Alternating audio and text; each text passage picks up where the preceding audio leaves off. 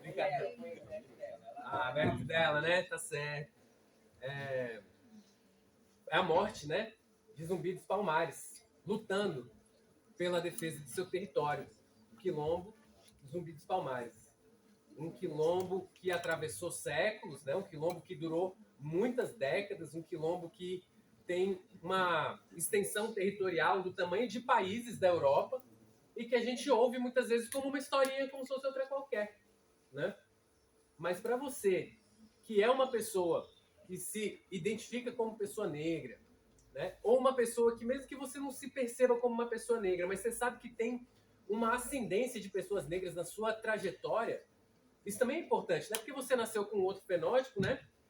Que a história das pessoas que te antecederam na sua família deixa de ter valor, né?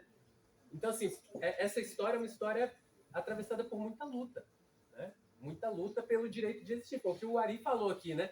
Uma condição de humanidade, de dignidade, né? Então, em nome dessa consciência negra, é que a gente está aqui organizando essa atividade. Ninguém precisava estar fazendo isso aqui, né?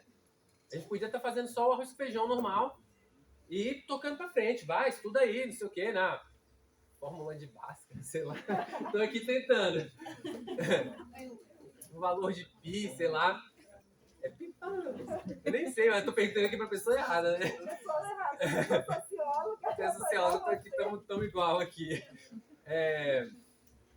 A gente poderia estar fazendo o básico aqui, né? Uma educação mecânica, né? Uma educação bancária, que a gente chama. Mas a gente está aqui pensando a educação num contexto da sociedade, né?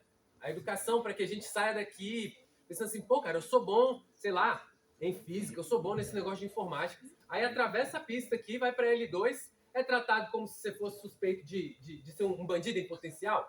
Eu não sei, vários, principalmente os garotos, assim, né? Garoto preto, pardo aí, já deve ter passado por essa, assim, né? Você tá ali, a pessoa tá aquela grilada, assim, né? Uma vez eu fui sacar meio de rico dinheirinho no banco.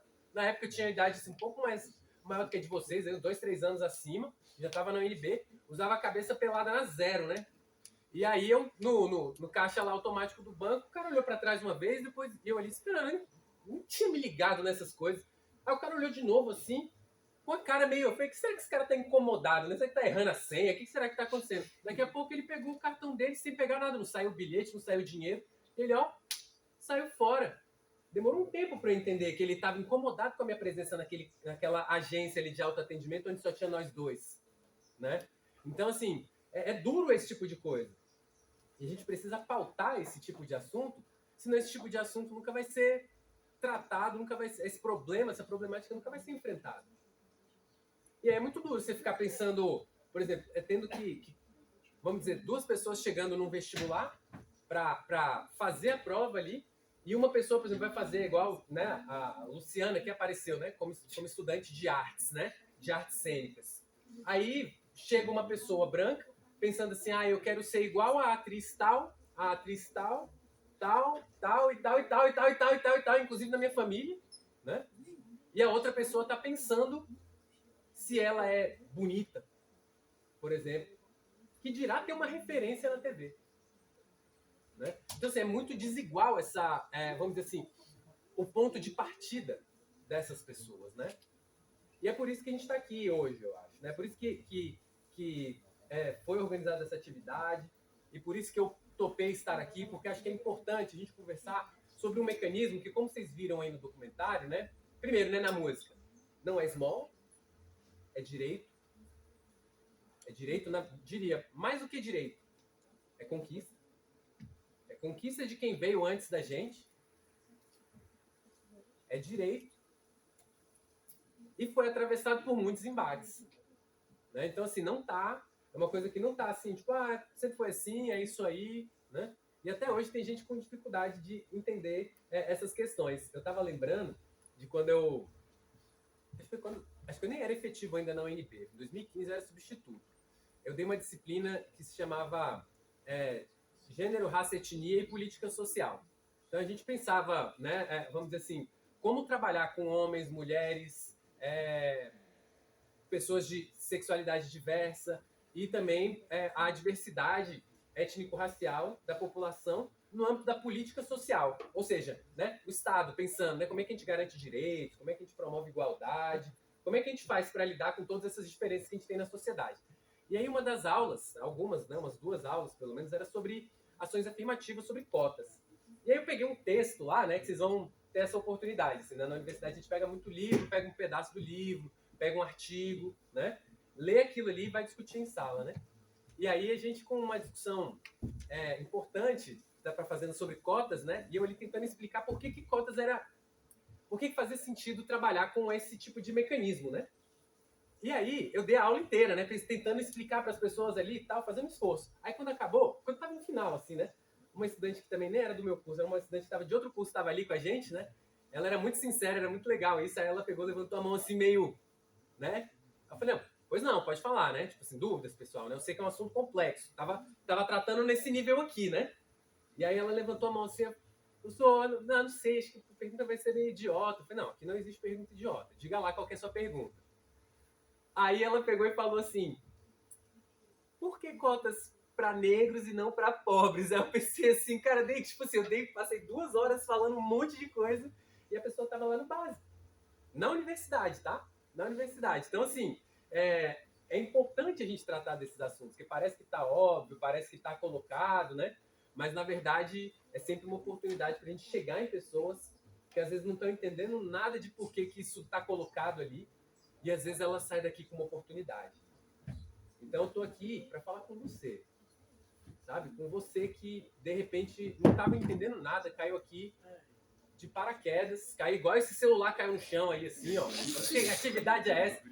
Galera que tá dormindo aí, nem consegui acordar.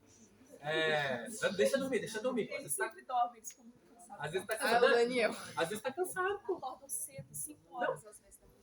E eu vou dizer pra vocês, eu nem acordava 5 horas, eu acordava 6. Também não é tão cedo, também não é tão tarde, né? Acordava 6 pra estar na escola. E, pô, eu era muito conhecido como um cara que dormia nas aulas. Eu era muito conhecido por isso. E eu achava que eu não tinha um futuro, assim, sabe? Então, às vezes, se você acha que você não tem um futuro, assim, porque você é a treta da sala de aula, tá ligado? Você é a treta da sala de aula, ou você, sei lá, é o burro da família. Não, fulano é burro, fulano, sei lá. Eu lembro que minha própria mãe, ela pensava assim, cara, tomara que ele termine o ensino médio, assim, né? Porque o conflito era tão grande que, passando no ensino médio, ela já estava assim, como se fosse aliviada, porque tinha uma chance, né? Aí, com o segundo grau, famoso na época era o segundo grau. Segundo grau na mão, mudava um pouco o cenário. Só que o que ninguém esperava é que, vamos dizer, aquela educação caixinha que eu tinha na sala de aula era diferente do que a UNB me pedia no vestibular. E ali eu conseguia dar uma certa surfada, vamos dizer assim, né? Não tem mar aqui, né? Mas eu dava uma surfada ali na provinha. E aí passei, cara. E aí quando eu entrei ali dentro, eu falei, moleque, estudar pode ser isso aqui? Aí eu me senti em casa, porque agora os vagabundos vão ver. Porque agora eu entendi. Então, assim, eu tive 1 ou 2 oportunidades de encontrar aqueles meus professores que olhavam para mim com aquela descrença. Falavam, não, pois eu tô lá no mestrado, lá na UNB, na época ainda, né? 22 anos. Não, tô lá no mestrado, tá? A pessoa olhava assim, você é o treta da sala, assim, um dos, né? Tipo, eu era meu pequeno bondinho, velho. Satisfação de chegar e falar, pois é, né? Tipo assim, pra quem não acreditou, né? Estamos aí, provando, né? Que o impossível, na verdade, muitas vezes não existe, né? Então, assim, estou aqui para trazer para vocês uma ideia, sabe? De que tem um lugar para você, tem um caminho para você ali dentro da universidade, né? Bom, eu fui já apresentado aqui, muito bem apresentado. Eu tinha colocado aqui algumas coisas. Acho que tem algumas coisas que eu posso dizer, né? Que tem esse currículo, né? Mas eu sou assistente social, né? Como foi dito. E o que o assistente social faz, né? Ele trabalha com as pessoas que estão mais, por assim dizer, mais vulneráveis na sociedade, né? E tem vários públicos, né? Tem pessoas que estão em situação de pobreza, tem pessoas que estão com algum problema habitacional, tem pessoas que sofreram algum tipo de violência. Tem vários públicos. Tem pessoas usuárias de álcool, outras drogas, estão com problema sério com dependência química. Eu trabalhei com isso também. trabalhei ali numa ONG que fazia cerca, dividia cerca com lixão da estrutural, com crianças, que elas iam para a escola no turno e no outro turno elas ficavam lá com a gente fazendo um monte de coisa. Mas a minha formação, assim, vamos dizer, a minha experiência profissional principal foi no sistema socioeducativo. Sabem o que é o sistema socioeducativo? É o lugar onde a gente trabalha com adolescente que cometeu algum ato infracional. A gente tem o CAG, a liberdade assistida, né? A semi-liberdade. Eu trabalhei ali, antes de estar na universidade. E hoje em dia, né, eu estou na universidade pensando em quê? Né? O que me fez tentar ir para a universidade? Né? Fazer o concurso, mudar de concurso? Foi a ideia de que lá eu poderia formar os novos profissionais que iam fazer um trabalho mais competente com aquela galerinha ali. Porque do meu lado tinha muita gente desanimada. Não tinha umas professoras massa iguais essas aqui que fazem atividades da hora para vocês. Sabe? Uma galera meio cansada. Sabe aquela galera cansada, aquela galera preguiçosa, que quer entrar no concurso público para poder ficar fazendo o mínimo possível? E eu pensava, cara, eu quero formar gente com chama no coração, sabe? E eu queria ver se vocês saíam daqui com essa vontade de ir para a universidade. Sabe? Pensar, pô, cara, a universidade é um lugar para mim. Eu pensava que não. Mas agora eu tô vendo que é. Porque às vezes a gente tem uma imagem, pô, uma imagem. Quem é o jovem que estuda na universidade? E às vezes vem uma imagem com um formato. Aí não vem a minha cara, não vem a tua cara, não vem a cara da Daiane. E a gente está aqui para poder criar uma certa diversidade, né, de possibilidades para a cabeça de vocês aí também. Eu mesmo, quando entrei na UNB, eu nunca tinha vindo na UNB. É muito estranho, né? Você passar por um lugar, você quer estudar num lugar que você nem chegou aí. E era aqui, pô, era a nossa cidade. Minha cidade, a cidade onde eu morava, era uma das cidades que tinha um ônibus direto para cá. Mas não tinha o ônibus, mas não tinha um caminho. Vocês entendem? Não tem muro, mas era mais difícil de entrar do que outros lugares com muro. Até porque já pulava os muros, né? Pegar umas pipas, cabular umas aulas pesadas na época, né? Não recomendo, tá? Mas acontecia. Isso é da adolescência, né? E eu pesquiso juventude, né? Como foi dito. E eu pesquiso juventude, sabe por quê? Basicamente, porque eu acredito muito no potencial de vocês. Acredito muito. E talvez dizer isso hoje aqui, né? Se minha fala acabasse hoje aqui, dizer isso para vocês é mais importante do que explicar, por exemplo, os detalhes de como é que essa política de cotas funciona. Porque com isso na mão, sabe, pensar assim, velho, eu tenho potencial. Sabe, tipo assim, a juventude pobre, juventude negra, juventude periférica, ela é pensada pelo Estado, né, pela sociedade, como se fosse um problema para a gente resolver. O que a gente faz? Uma estatística de coisa ruim, de gente desempregada, de gente que faz bagunça, de gente que comete crimes, de gente que dá um certo trabalho, de gente que promove gasto público. Mas eu pesquiso a dimensão potencial da juventude, a juventude como potência. E mais do que isso, a juventude como promessa. Porque a nossa sociedade, ela está muito fragilizada, né? Ela está muito sem horizonte, né?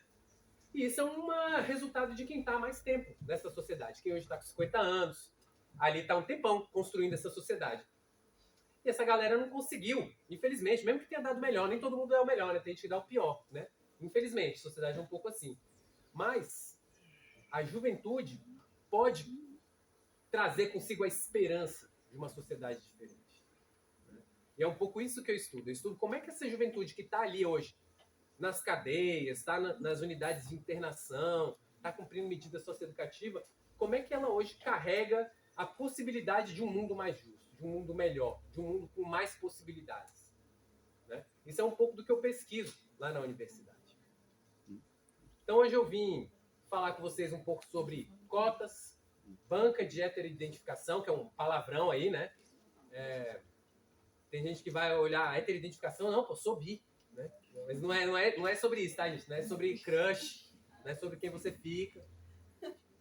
A galera já tá pensando, ó, para de pensar no crush agora, é hora de pensar em banca.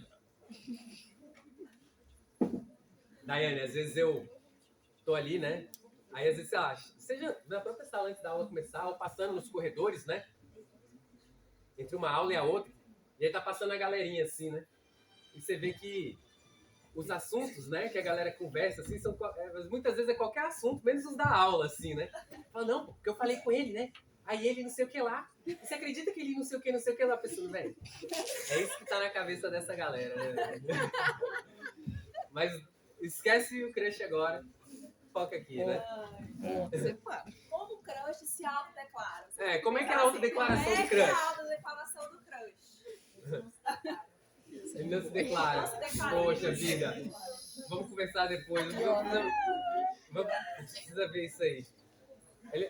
Aí tem gente que vai, não se declara porque ele também não existe ainda, né? E tal. Acontece também, né? E tal.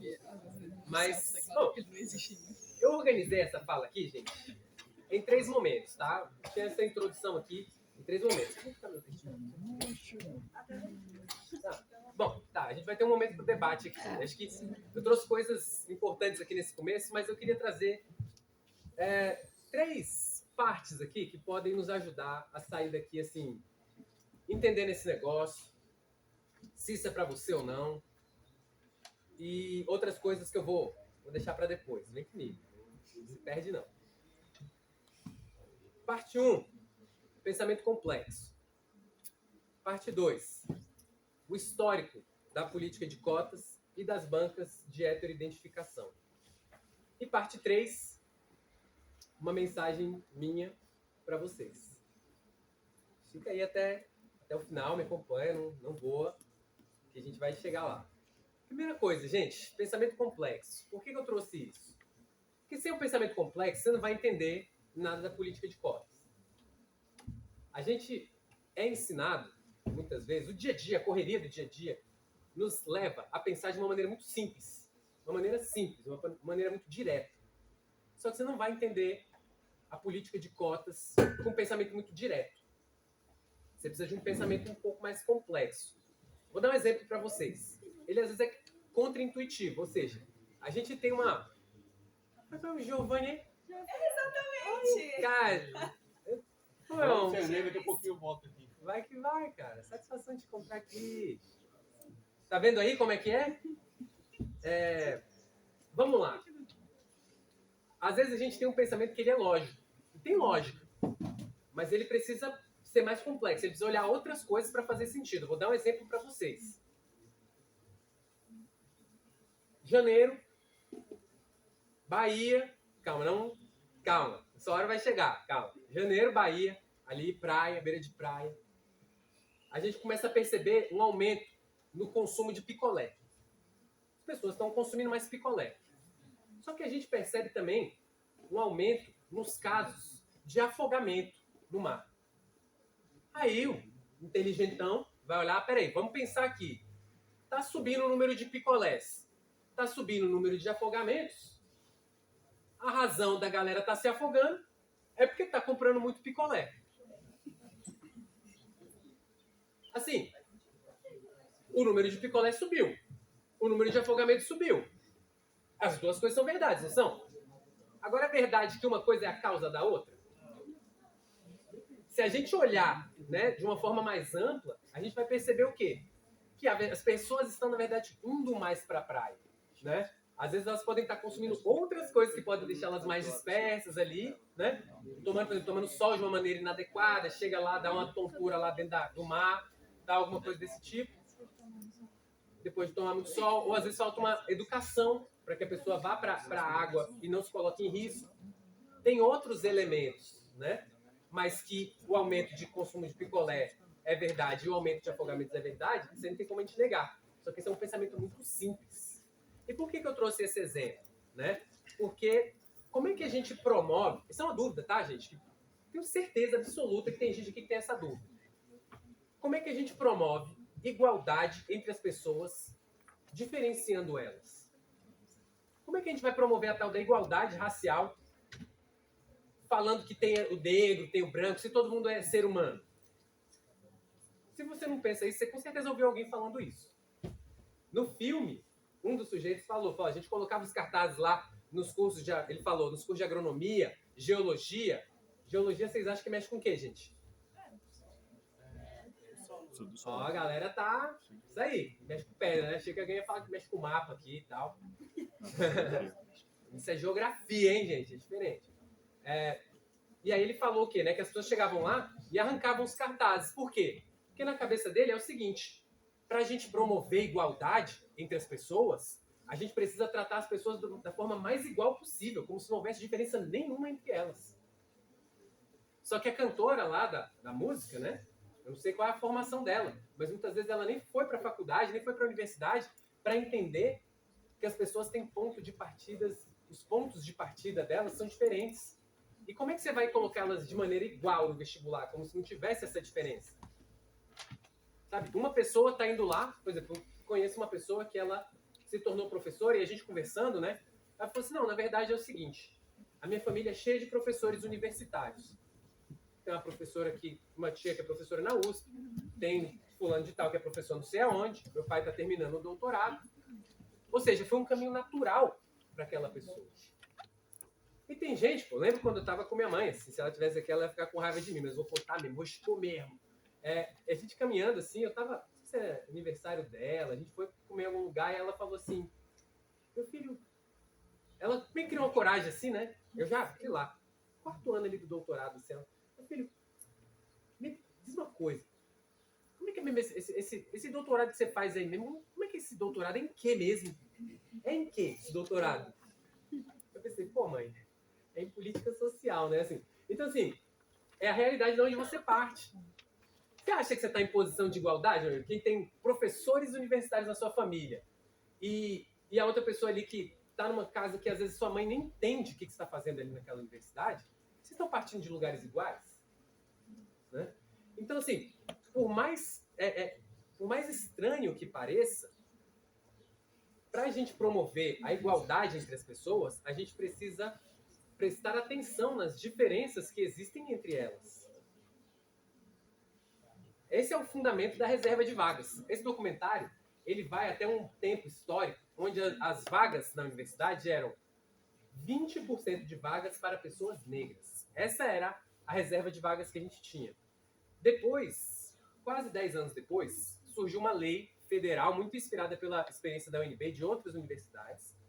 E essa lei, o que aconteceu, né? Você vê, né? Parece assim, com certeza, pô, a gente tem que dar oportunidades para as pessoas negras, para a gente poder ter igualdade na nossa sociedade, para a gente corrigir as feridas do racismo, para a gente poder corrigir as desigualdades, a violência que as pessoas negras, as pessoas que têm essa descendência, que elas carregam hoje. Né? Elas lidam com as consequências da escravidão.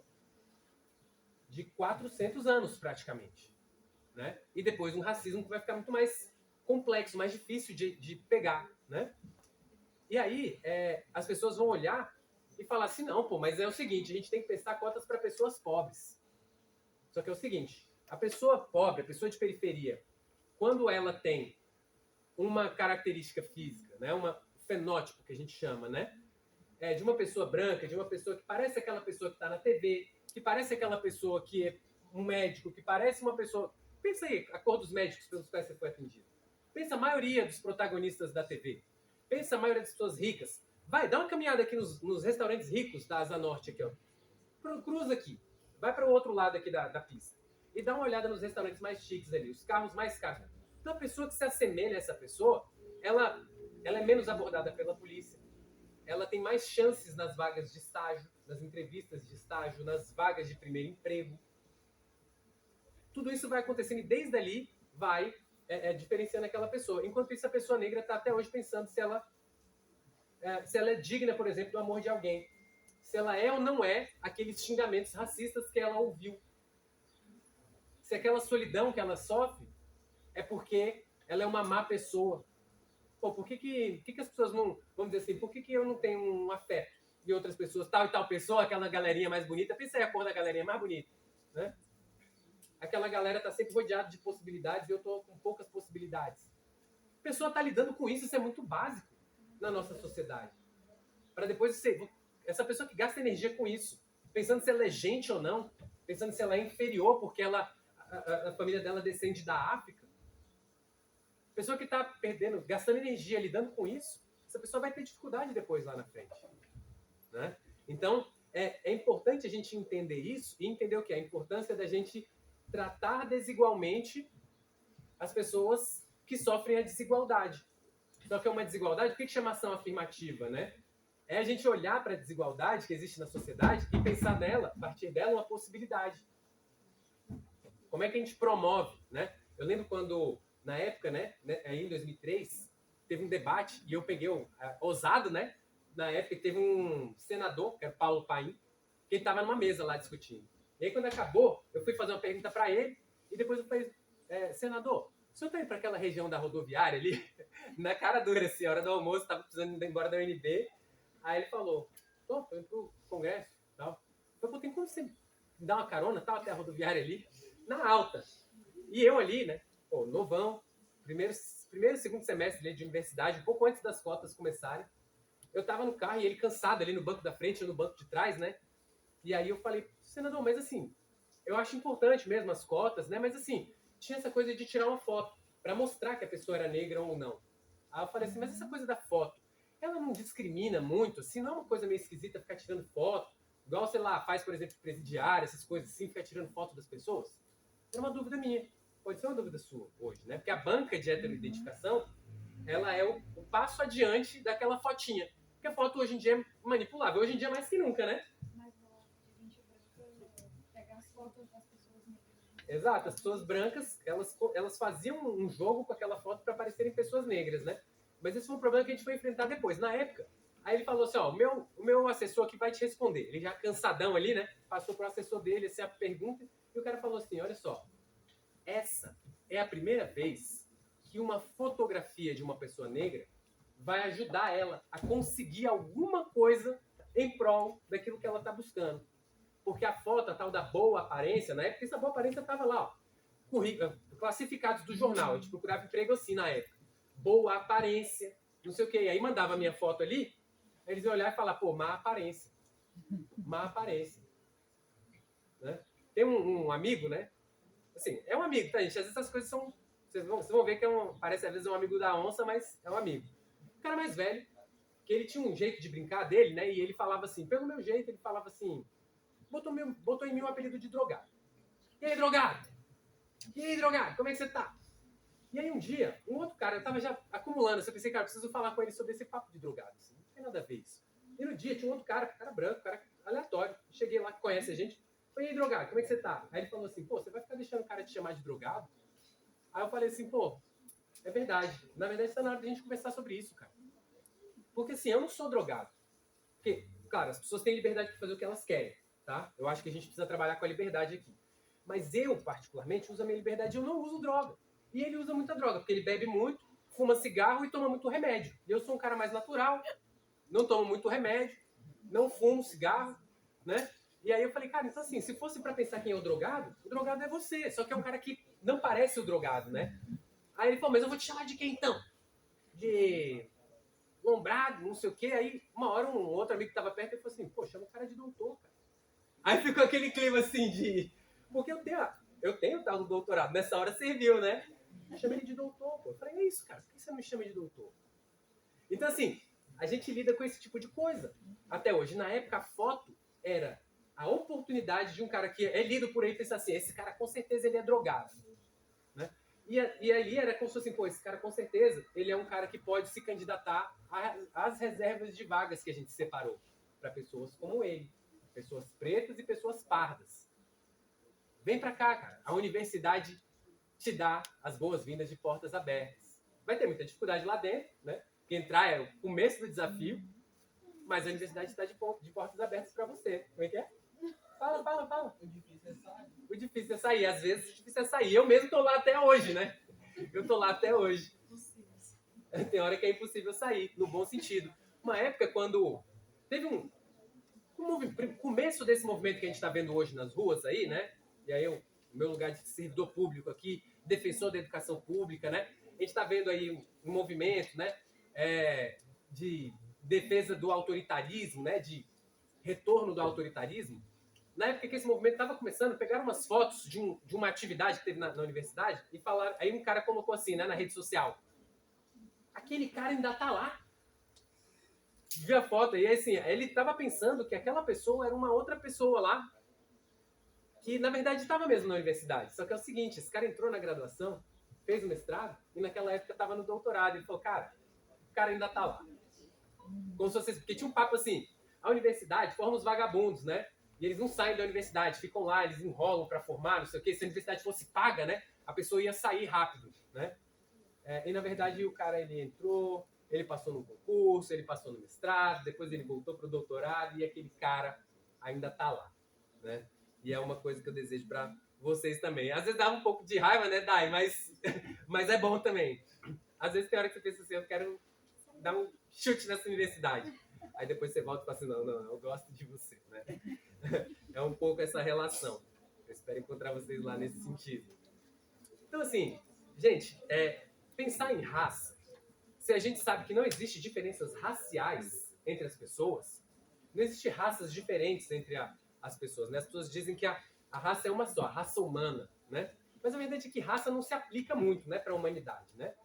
A gente tem esse ser humano, né, que tem essa característica distinta por causa do trabalho. A gente trabalha e vai criando esse mundo complexo aqui, né? Mas por que a gente fala de raça, então? Né? A gente fala de raça porque as pessoas, vamos dizer assim, elas usam esse signo, raça, para tratar a gente diferente. Para chegar lá no estádio e jogar uma banana pro jogador. E aí como é que esse jogador vai performar na alta dele ali, sendo que ele tem que lidar com isso, com a pessoa querendo dizer que ele é um macaco, que ele é uma pessoa menos evoluída. Né? Então, a sociedade usa o racismo, a raça, para nos subalternizar. E é a raça que a gente vai usar para enfrentar esse problema que foi criado. Então, raça hoje em dia é uma coisa que faz sentido nas relações sociais. Né? Não faz sentido na biologia, mas faz sentido nas relações sociais. Certo? Faz sentido, gente? Tá conseguindo pegar até aqui? Qualquer coisa, vocês pegam essa dúvida aí e a gente tira depois. Então, esse é o pensamento complexo. Certo? E aí, chegamos na parte 2. Aliás, vamos fazer o seguinte, vamos para a parte 2 aqui. Parte 2 é o histórico da política de cotas e as bancas de heteroidentificação. Quando começaram as bancas de heteroidentificação, algumas pessoas, que têm até um pensamento crítico, elas falaram o quê? Né? Foram para a imprensa, foram para as redes e disseram assim, a volta do tribunal racial. E elas começaram a chamar as bancas de tribunal racial. Afinal de contas, né? Tá nós dois aqui, mais uma outra pessoa, chega um candidato aqui e a gente vai dizer se essa pessoa é ou não negra, branca, sei lá o quê. Pô, parece um tribunal mesmo, né? De novo, pensamento complexo, hein, gente? Estamos aqui no IFB, estamos aqui no espaço de oportunidade rara, né? Para pensar além da média, né? A banca serve para evitar uma coisa que começou a acontecer com uma certa frequência, que era o quê? O que vocês acham que começou a acontecer na medida em que a gente tinha vagas reservadas para um grupo, vagas que poderiam te ajudar a entrar na universidade, desde que você se declarasse como pessoa negra?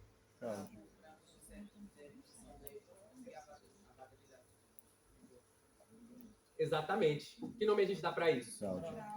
Fraude. Tem outros nomes também, né? Mas a gente não vai pronunciar eles aqui, né? Vamos chamar isso de fraude. Como as fotos não eram suficientes, e até a nossa... Como é seu nome mesmo? Rayane? A Rayane até lembrou bem aqui, né? As pessoas manipulam as fotos para parecerem uma coisa, parecerem outra, né? As bancas de heteroidentificação foram o caminho mais, vamos dizer assim, o caminho mais consistente que a gente encontrou para poder o quê? Ficar fazendo tribunal racial? Não. Para poder evitar que a fraude aconteça.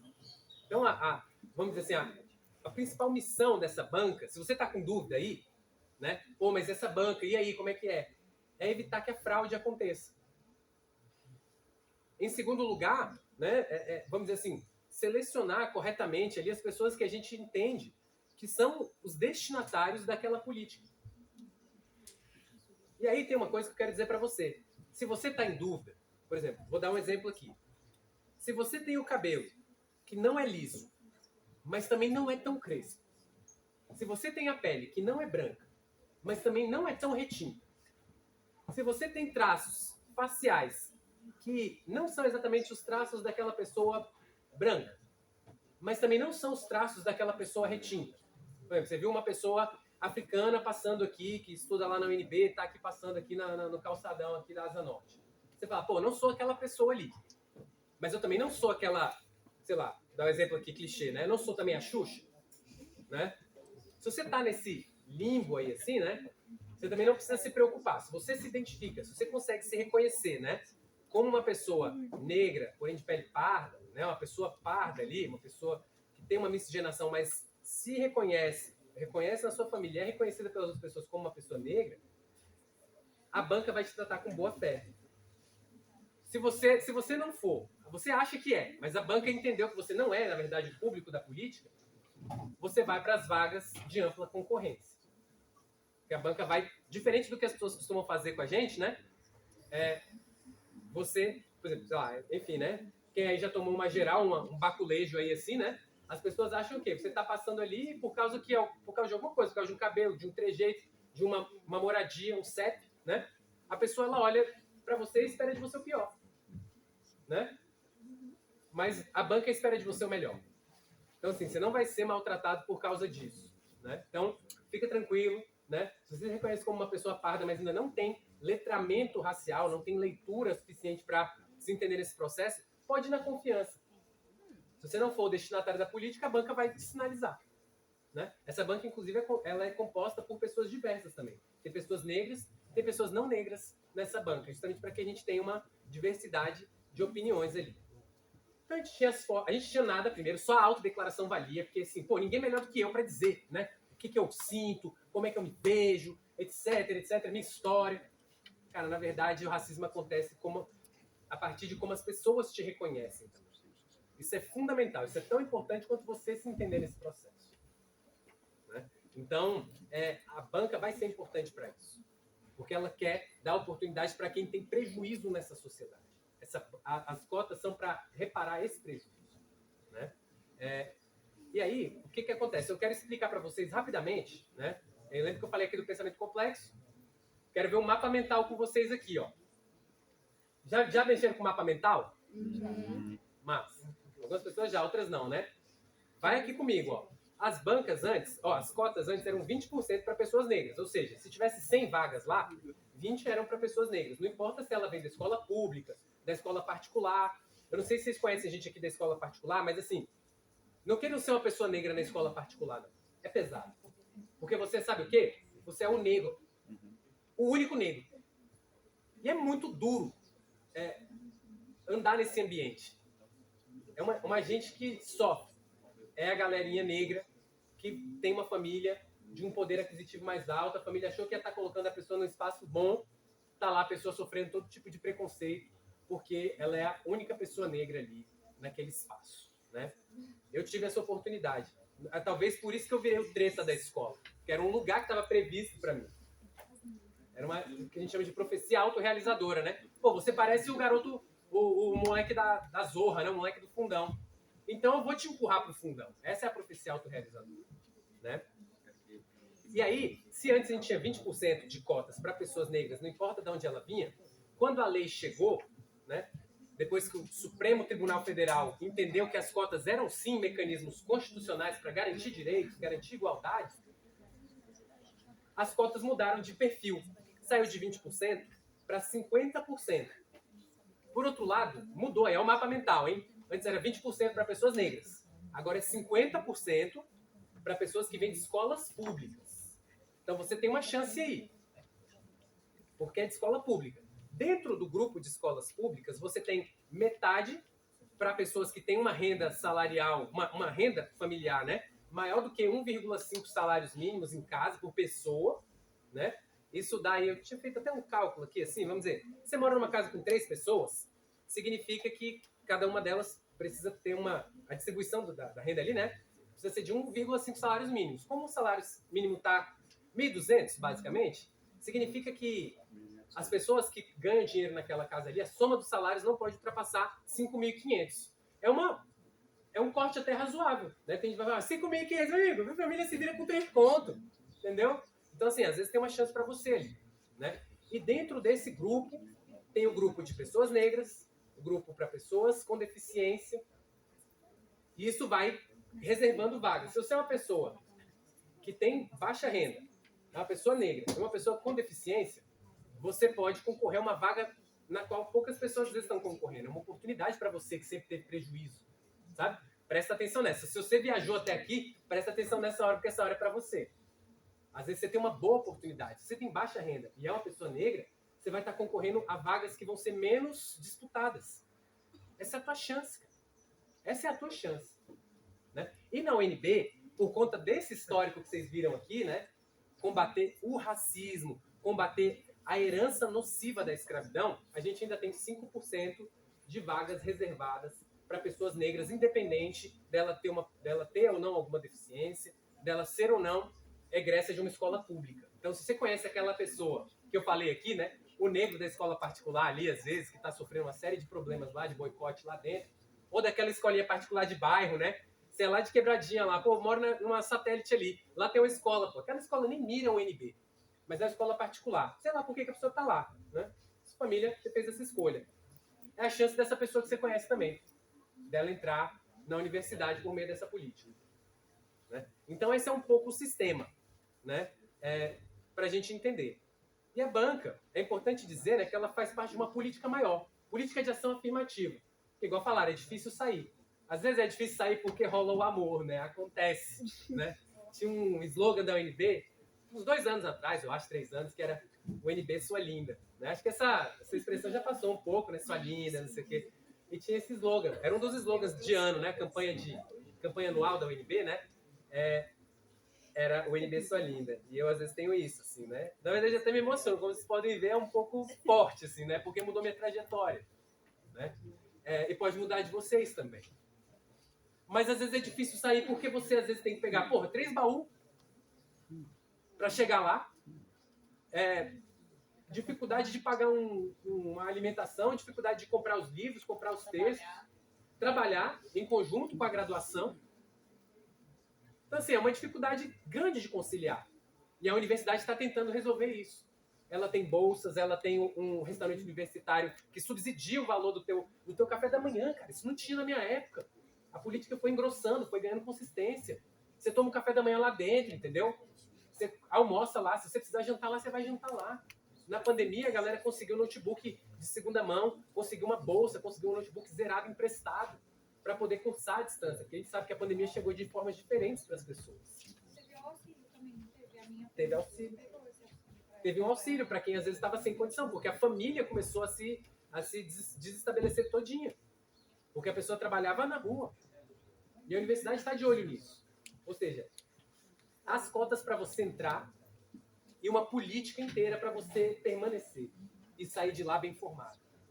E depois voar, né? Para formar um Brasil cada vez melhor.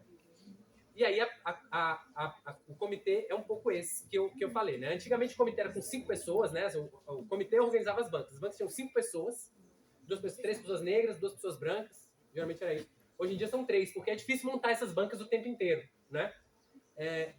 E o processo também tem um diálogo com a pessoa, porque às vezes a pessoa chega lá, né? E ela tem marcas para um lado, marcas para o outro. Ela tem uma origem miscigenada. Ela é miscigenada, tem pessoas negras e não negras na família dela. Ela é usuária daquela, ela é destinatária daquela política ou não? Vamos conversar com essa pessoa. Então, assim, é um processo que é construído ali, no momento, né?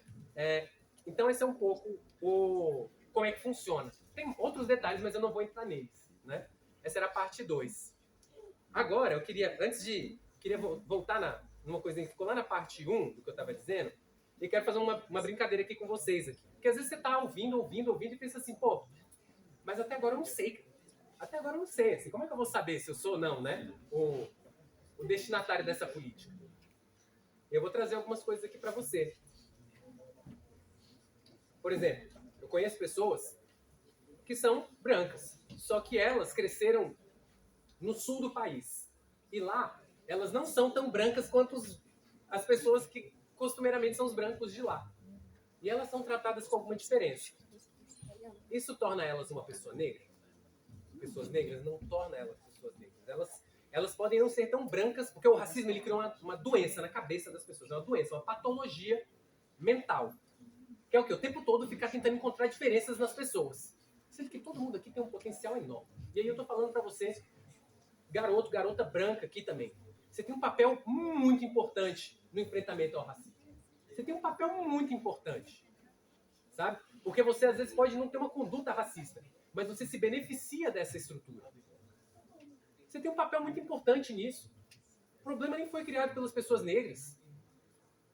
Então serve para todo mundo essa discussão aqui, né?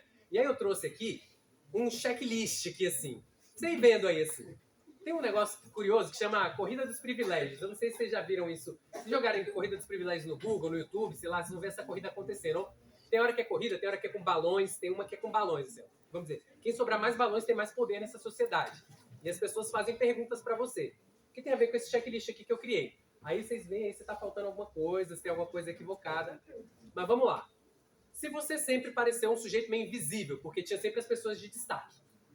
O sujeito aqui é principalmente para a pessoa parda, tá? Porque a pessoa preta, ela descobre que ela é negra muito rápido.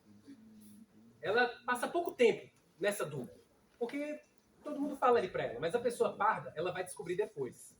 Costuma descobrir depois. Aí passa, uma das coisas que ela vai entender é que ela era muito invisível aí. Porque tinha um sujeito que era muito discriminado, tinha mais marcas, um sujeito mais retinto, e tinha uma pessoa que era muito elogiada, muito favorecida naquele espaço onde você está, na sua escola, no seu bairro, na sua família. Ah, que lindo o cabelo dela, né? Pô, pena que a pessoa puxou o cabelo ruim do pai, né? Quem não ouviu isso aqui em algum momento, né? Então, sei lá, você deixa seu cabelo crescer naturalmente. Eu lembro quando meu cabelo, você vê como é que é o dilema do pardo, né? Do jeito pardo como eu. Ouvia muito rock. Só que você como mulher, às vezes seu cabelo era grande há muito tempo. Olha o meu dilema. Ouvia muito rock na época da minha adolescência. Queria deixar meu cabelo crescer, não sei se é da geração de vocês aí, igual o Kurt Cobain, o Dave Grohl, o cara do Sonic Youth, os caras roqueiros do cabelo grande. Eu pensava, vou deixar meu cabelo crescer porque eu quero ficar igual a eles. Quando meu cabelo começou a crescer, tava indo tudo bem, só faltava ele cair, pô. Só faltava ele descer, entendeu? Eu tava igual o Kurt Cobain, aquele loirinho do cabelo aqui assim. Só faltava o cabelo descer. Como eu era adolescente, muito doido e tal, não sei o que, queria ser descolado, eu rapidamente entendi o quê? Que eu tinha um cabelo black, pô. Aí eu comecei a ser o cara do black. Agora, como meu cabelo tá desse tamanho aqui, ele finalmente caiu. Mas a Daiane me conheceu de black. Então, assim, aí eu era o cara do black. Bicho, eu nunca imaginei que a humanidade podia ser tão perversa. Eu comecei a conhecer personagens que eu não conhecia. As pessoas começaram a falar assim, e aí, Tony Tornado? Vocês nunca ouviram falar, né? Tony Tornado. Não. E aí, Globetrotters? Eu falava, Tony Tornado? E era o quê? As pessoas mais velhas do que eu, trazendo as referências dos negros estereotipados, cara, que elas assistiam na TV. E esse cabelo aí, não sei o quê, tá escondendo um baseado aí dentro, tá escondendo não sei o quê. Eu pensei, cara, que isso, cara? Se eu fosse esconder alguma coisa, esconder em outro lugar, esconder no cabelo. Tá louco? Então, assim, você começa a sofrer. Quanto mais marcas você vai tendo, mais você vai sofrendo. Mas se você é um sujeito invisível, se você é um sujeito que, por exemplo, mal conhece a história dos seus avós, você já vai, um amigo falando, meu avô é de Portugal, meu avô é polonês, meu avô não sei o quê. Você pensa, bicho, meu avô, eu sei que é lá do interior da Bahia, mas assim, meu bisavô não faço ideia de onde ele veio, assim. Provavelmente é porque ele veio de algum país da África que você não sabe, por causa da mazela da escravidão. Se você veio de territórios majoritariamente negros desse país ou dessa cidade, se você já teve, ou se você tem ou já teve vergonha do seu cabelo, se você já quis ter a pele mais clara, principalmente quando você era criancinha, se você queria ter a pele mais clara, se você já quis afinar o nariz, se você já quis dizer que pertencia à família A, à família B, tinha um sobrenome de chique, que você não tem, você é só do Santos, né? Não era a pessoa, às vezes, sujeito negro, ele é a criança negra abandonada, não tinha um sobrenome, então era do Santos, era de Deus, do Santos, né? Essas coisas, né? Tem vários, da Silva, tem vários, aí, sei lá, às vezes Oliveira, coisa de planta, você é de uma planta, você é de não sei o quê, porque você não tem, às vezes, uma origem que possa ser identificada, né? Se você já foi o único diferente num lugar difícil de alcançar, por exemplo, você vai num restaurante chique, você vai num shopping de Playboy aqui, sei lá, vai no Iguatemi, aí você tipo, começa, caraca, né? Ou então você vai num restaurante chique, você vê que as pessoas que estão servindo parecem com você, e as pessoas que estão consumindo não parecem com você, né? E você tá ali meio, parece que você tá perdido, né? Se você, ou então, por exemplo, a coisa do único negro na escola privada, né? Se você já foi seguido em alguma loja, se você já foi xingado por algum traço seu, traço negro, se você já foi hostilizado pela polícia, se você já foi confundido como ladrão, se você já foi tratado como vendedor, como funcionário num lugar que você está comprando. Nossa, bicho, essa é clássica comigo. Eu não sei por que isso acontece. Assim, eu sei por quê, mas eu falo, velho, não faz sentido, pô. No restaurante, sei lá, alguma roupa, o garçom de avental. Por que tá me pedindo uma cerveja, cara? Eu tô sentado naquela mesa ali do lado. Você vai se lascar, né? Se você já se sentiu, aí tem a parte boa. Se você já se sentiu em casa, assim, ó, tipo, sabe como é que, tipo, como se fosse uma luva que encaixou na tua mão? Quando você ouviu um rap, quando você ouviu um samba, quando você ouviu o toque do pandeiro, sabe, um tambor, sentiu que algo, tipo assim, finalmente, sabe aquela sensação de finalmente, mano, finalmente. Quando, sei lá, quando você viu a Maju na TV, cara, mano, que tipo, agora sim, né? Sei lá, Maju, quando viu Pantera Negra, fala, mano, um super-herói parecido comigo, mano, finalmente, sabe? Sei lá, o Super Choque, não sei se o Super Choque é da geração Eles estão acompanhando. É nóis, tamo junto. Eles estão acompanhando. Tamo junto. Né? Então, assim, ou quando você, sei lá, ouviu, né, que todas essas hostilidades que você já sofreu um dia, sabe? Todas essas hostilidades que você já sofreu, e você está ouvindo isso hoje aqui, né? Que todos esses maus tratos podem ter muito mais a ver com a sua afeição, a sua origem, o seu pertencimento, né, étnico-racial, do que com a sua renda, por exemplo, né? E a sua renda não... E nem também depende tanto da cidade de onde você vem, né? Quando você vai entendendo isso, às vezes dentro desse checklist você vai entendendo se você é ou não uma pessoa negra. Principalmente a pessoa miscigenada, que às vezes tem essa dificuldade de entender. O mundo construiu isso, sabe? Foi o mundo que construiu, sabe? Não falar sobre isso não vai ajudar a resolver. A gente está falando sobre isso aqui. E para terminar, gente, eu achei que a gente ia falar pouco, né, Dai? Falei bastante, né? Espero que vocês estejam cansados, né? Espero que vocês estejam pensando assim, pô, isso aqui está sendo interessante para mim. Que é uma mensagem breve para vocês aqui. Como eu falei para vocês, eu podia estar fazendo qualquer outra coisa. Vou tirar onda aqui, Dai. Uma vez eu fui me chamar para voltar lá no sócio educativo, né? Para dar uma oficina de redação, né? E os moleques, no sócio educativo, eles têm um negócio que é o seguinte. Ele vem via de regra, ele vem de periferia. Ele é um moleque preto, pardo, né? A maioria é homem, mas as meninas também têm esse perfil. Menino preto, pardo, vem de periferia. Só que ele, diferente da maioria dos garotos e garotas de periferia ali, que fala assim, pô, eu nasci no preju. Vou caminhar no preju tentando melhorar, até onde der. O garoto do sócio educativo é o garoto que falou, não, eu não vou não. Eu vou, tipo assim, ó, o que o Playboy tem hoje, eu quero hoje. Eu não vou trabalhar de orelha pro Playboy. Pô, eu sou magro igual o Playboy magrinho lá, pô, não vou carregar saco de cimento nas costas, não. Eu vou dar um jeito, pô. O Playboy tá com o celular da hora. Meu celular, eu nem tenho celular. Eu tenho, sei lá o que, eu tenho um cascudo que eu tomei lá em casa, pô, porque meu pai chegou alcoolizado lá, brabo e tal, tô de mal com o mundo. Aquele celular do Playboy agora é meu. Quem disse que não é? Ele vai lá e rouba o celular do Playboy, só que tem um sistema pronto pra te pegar nessa hora, você vai pro sócio educativo. Esse é um garoto com força, pô. Esse é um garoto que tem vontade de viver uma realidade diferente, só que ele tá usando o caminho errado. A gente tá apostando aqui numa coisa muito mais poderosa, tá, gente? Universidade, vagas de trabalho. Pô, a Magazine Luiza fez uma promoção de uma turma de trainees negros. Pô, você entrar numa loja dessa, que tem... É porque às vezes você não entende. Você pensa na Magazine Luiza é onde você compra o teu negócio lá, teu cacareco lá pra dar de presente no Natal. Não é isso não. Magazine Luiza é uma empresa gigante. XP Investimentos, esses dias eu estava vendo, pô, cursos de finanças. Sabe, pra galera aumentar a diversidade. Eles começaram a fazer isso, sabe por quê? Tiraram uma foto de um escritório de investimentos. 20 pessoas. Todo mundo branco. Não era assim, mais ou menos branco não. Branco, pô, quase todo mundo loiro.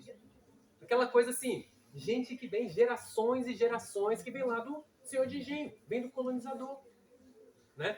E eles pensaram que precisavam aumentar a diversidade ali. E essa, de repente, é a sua hora, sabe? De ocupar esse espaço, fazer diferença. Né? E aí, eu lá no sócio educativo, fui dar uma oficina de redação. E eu falei assim, esses moleques gostam de tirar onda, e eu vou tirar onda do meu jeito. Porque eu nunca roubei ninguém, né? Não tenho como tirar onda de patrão ali, mas vou tirar outras ondas. Aí falei, né? Cheguei, então, porque é o seguinte, isso aqui eu aprendi quando eu fui lá pra Holanda, lá numa seleção que teve, fiz a prova lá. Foi porque nós não tem costa quente, tá ligado? Mas assim, não dá uma prova para nós fazer, não, que nós se dá de bem. E lá na Holanda eu conheci esse material aqui, ó, desse professor negro e tal, que fez não sei o que lá. E essa aqui é a biografia dele. E essa aqui é a biografia de fulano, que eu conheci quando eu fui de rolê lá em São Paulo. Já deu rolê em São Paulo, filhão? As moleques ali de São Paulo, eu falei, você nem conhece São Paulo, né, velho? Estão aqui encarcerados. tanto rolê que vocês dão, tá ligado? Galeria do rap, os moleques ali, tipo, com a cabeça assim, louco, assim, né? Eu falei, não, pô, porque é o seguinte, tipo, quando eu chego lá falando inglês fluente, os caras ficam... Eu tirei uma onda, né? Eu vou tirar uma onda aqui com vocês pra poder mexer com a cabeça de vocês, assim, sabe? Que é o quê? Eu tô com uma consultoria pra entregar hoje. E é uma consultoria que, pô, mal, assim, não é por nada não, mas ela tá pagando até bem. Mas eu deixei de estar fazendo isso ali, no meu intervalo, pra poder estar aqui com vocês, tá ligado? Porque eu acredito numa coisa maior. E outra, eu passei um tempo explicando como é que funciona aqui o sistema, né, de cotas. Mas a mensagem mais importante é essa aqui, que eu vou dar pra vocês agora. Então, assim, se você tá viajando aí, presta atenção. Presta atenção. Recurso, dinheiro, inteligência não é o mais importante. Não é o mais importante. Se você não acreditar que é para você, você vai jogar tudo isso no lixo. Você vai jogar todos os recursos no lixo. Tua inteligência, sabe aquela criatividade massa que você tem? Vai pro lixo. Se você não acredita que é para você. E esse é o momento de eu falar para você assim, ó. Olha para as pessoas negras que trabalham aqui no IFB. Trabalham para vocês. Olhem para mim. Pô, eu sou o professor doutor do bagulho, mano. A Daiane é a doutora Daiane. Pode chamar ela de doutora Daiane. Ela não vai se importar, não. Às vezes a Daiane é forte, né? Mas ela é doutora, pô. Ela é doutora. Reescrevendo a história das pessoas negras desse mundo.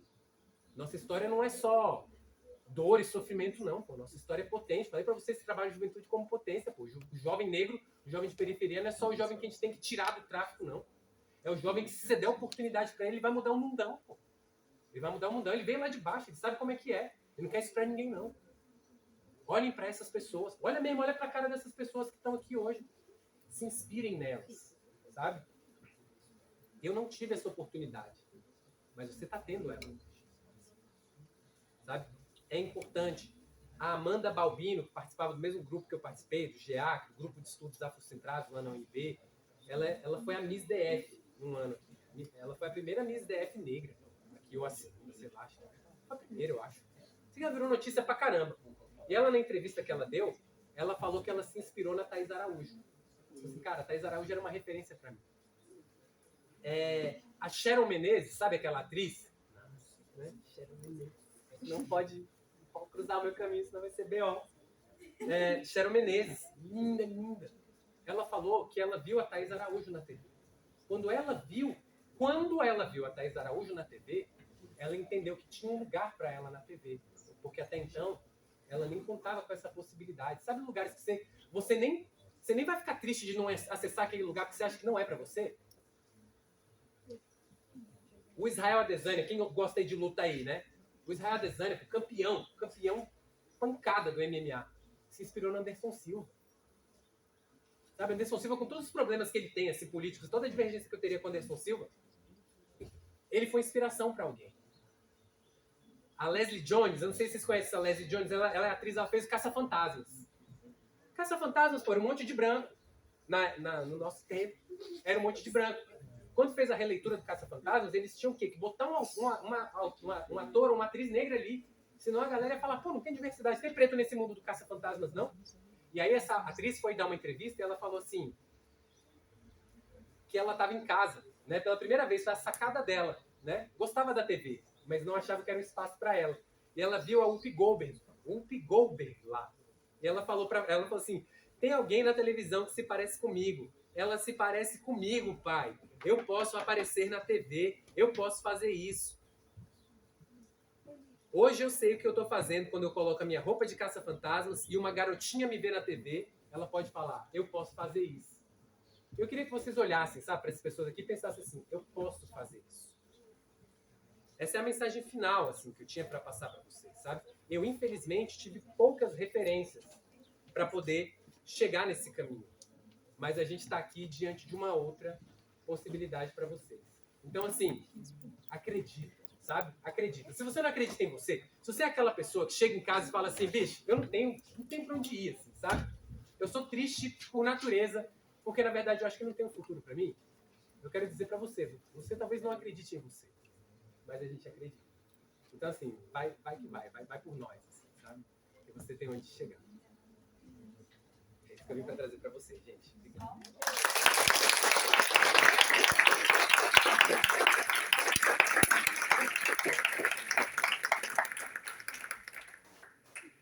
Pessoal, eu gostaria de agradecer o Leonardo pela presença, pela aula maravilhosa.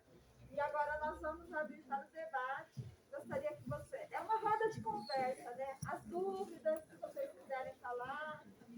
As coisas interessantes que o Léo falou, que tocou vocês. Não precisa só perguntar, não. Se quiser elogiar, também pode. Eu basicamente, assim... Não, tem vai ser aqui, pode ficar, depois eu vou falar. pudesse chegar ao doutorado. Na minha trajetória também, jamais tinha vislumbrado que eu poderia estar numa universidade pública e chegar ao doutorado. Então, assim, quando o Leonardo ele fala sobre os conflitos, esses conflitos raciais do Marzo, ele já começa na nossa infância. De você querer saber quem que eu sou, né? Eu sou negro, eu sou branco, quem que eu sou? Todos esses conflitos são vivenciados na nossa infância, né? E aí a minha pesquisa do doutorado vai falar mais sobre pertencimento racial, né? E alguns colegas meus falavam assim, mas doutorado, o que é isso, né? O que você está fazendo, doutorado? Que quanto tempo você só estuda, né? Assim, fez mestrado, agora está fazendo doutorado. Então, assim, eu acho que é uma oportunidade maravilhosa que vocês têm aqui no IFB, é conviver com vários professores. Assim, a gente tem a Adel, que é doutora também em antropologia, a Dai. Então, assim, vocês têm um leque muito grande de professores doutores. Então, aproveitem. Vou abrir para o debate. Rayane. Perguntas, dúvidas, elogios. Fiquem à vontade. A Rayane disse que vai falar. Fala alto, Rayane. Na fala você começou. Sobre a questão das crianças negras olharem na televisão e não verem quase nenhum personagem, né? Eu acho que foi esse ano que fizeram uma versão de alguma princesa da Disney negra. E aí fizeram a reação, a Ariel, né? A Ariel negra, e fizeram a reação das crianças, das meninas negras, vendo na televisão pela primeira vez a Ariel negra. E, tipo, elas se chocavam, né? Tipo, nossa, agora eu posso ser uma princesa também. Não são só princesas loiras e brancas e tal, que existem. Aí foram muitas reações. Tipo, as pessoas mesmo, né, ficavam, tipo, impressionadas. Tipo, opa, uma princesa negra na Disney? Esse exemplo foi perfeito. Teve muita crítica também falando. Como é que vai fazer isso? A história da mitologia daquela princesa sereia é Ela branca europeia, ela branca, ruiva. Então teve reação, não é de graça não que as coisas acontecem. Quando passa o vídeo e as crianças cantam assim, tipo, eita, uma princesa negra? Como assim? Uma coisa que para uma criança branca é natural, né? Ela já cresce se entendendo na representação de todas aquelas outras princesas, né? É curioso uma criança se espantar, né? Porque até então seriam só duas princesas, uma que é bem recente, que é a Moana, né? Que ela é negra, e a Pocahontas. Não é negra, né? Ela é a princesa e o sapo também. Da princesa e o sapo também, a Diana. Isso é recente. Isso é recente, gente. É muito recente. Nossa. Agora, se você for ver Cinderela, Bela Adormecida, são histórias muito antigas, já muito antigas mesmo. E não tinha, né? E essa era a hora que as crianças da nossa geração iam brincar, as meninas iam brincar de princesa. E aí a gente sabia quem ia ser as princesas. Também teve a problematização com a Barbie negra. Fizeram uma versão, né, do brinquedo da Barbie negra e o pessoal problematizou, né? Tipo, como assim Barbie negra? A Barbie não é loira e branca e tal? E aí as crianças, tipo, tinham uma boneca que elas se identificavam. Falavam, posso ser a Barbie, posso ser uma princesa. Você vê o espanto e é muito estranho, porque as pessoas mesmo se espantam com isso. Exatamente. Henrique, Nossa, foi perfeito. quer fazer pergunta? Eu tô sentindo que o Henrique quer perguntar. Aí, pode vir, Henrique. Nesse pico da representatividade, você não acha que ao mesmo tempo que isso é importante, também não tem uma certa, tipo, manipulação, assim, tipo, por exemplo, o filme de Panteras Negras é bem interessante, traz uma representatividade muito forte, mas também, ao mesmo tempo, passa aquela ideia de se colocar um pouco, tipo, na defensiva. Tipo, os Panteras Negras têm que ser pacificadores, conciliadores, e, tipo, isso também já muda toda a ideia dos Panteras Negras originais, né, do Partido dos Panteras Negras dos Estados Unidos. E, tipo, aí também não pode criar um certo estereótipo do que é o negro, do que ele tem que ser. Tipo, traz uma representatividade importante, mas também não tem esse problema. Legal, interessante. Eu vou pegar uma palavrinha que eu falei aqui no começo, né? Quem prestou atenção, prestou, né? Vai ganhar ponto. Brincadeira. Que é a coisa do complexo, né? Do pensamento complexo. E a representatividade, vamos dizer, como é que é o negro?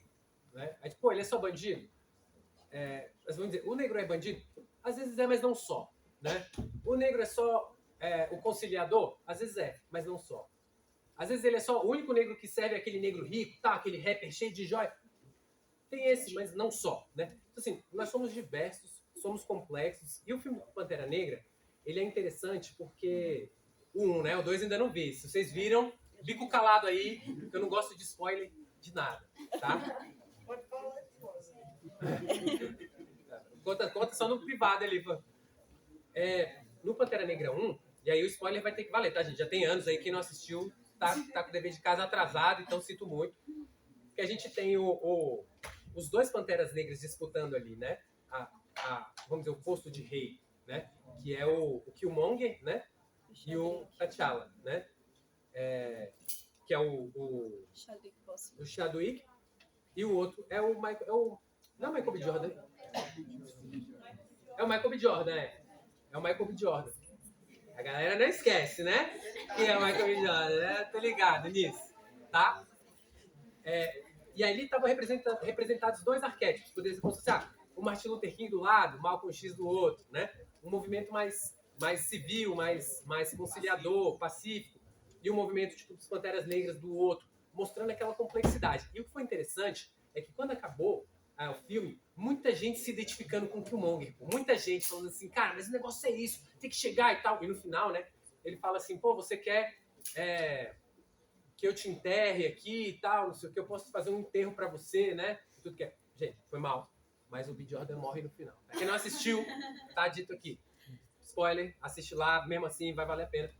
E ele fala assim, como se fosse esse reino de conciliações aqui, esse reino que pega os recursos e se protege do restante do mundo, enquanto os nossos semelhantes estão sofrendo todas as adversidades do racismo, da colonialidade, né? Da colonização que a Europa fez com o nosso continente.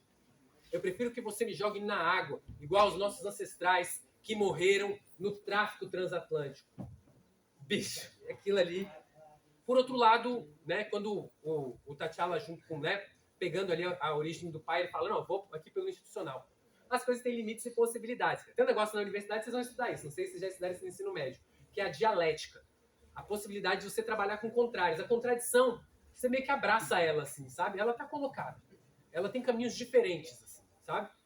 E às vezes, eu acho que aquele filme trouxe um pouco dessa diversidade, assim. É engraçado, o vilão, e a galera falando, bicho, eu sei que ele era o vilão, tá ligado? Ele matou gente, ele era um cara meio violento. Mas, assim, o projeto dele também tinha sentido.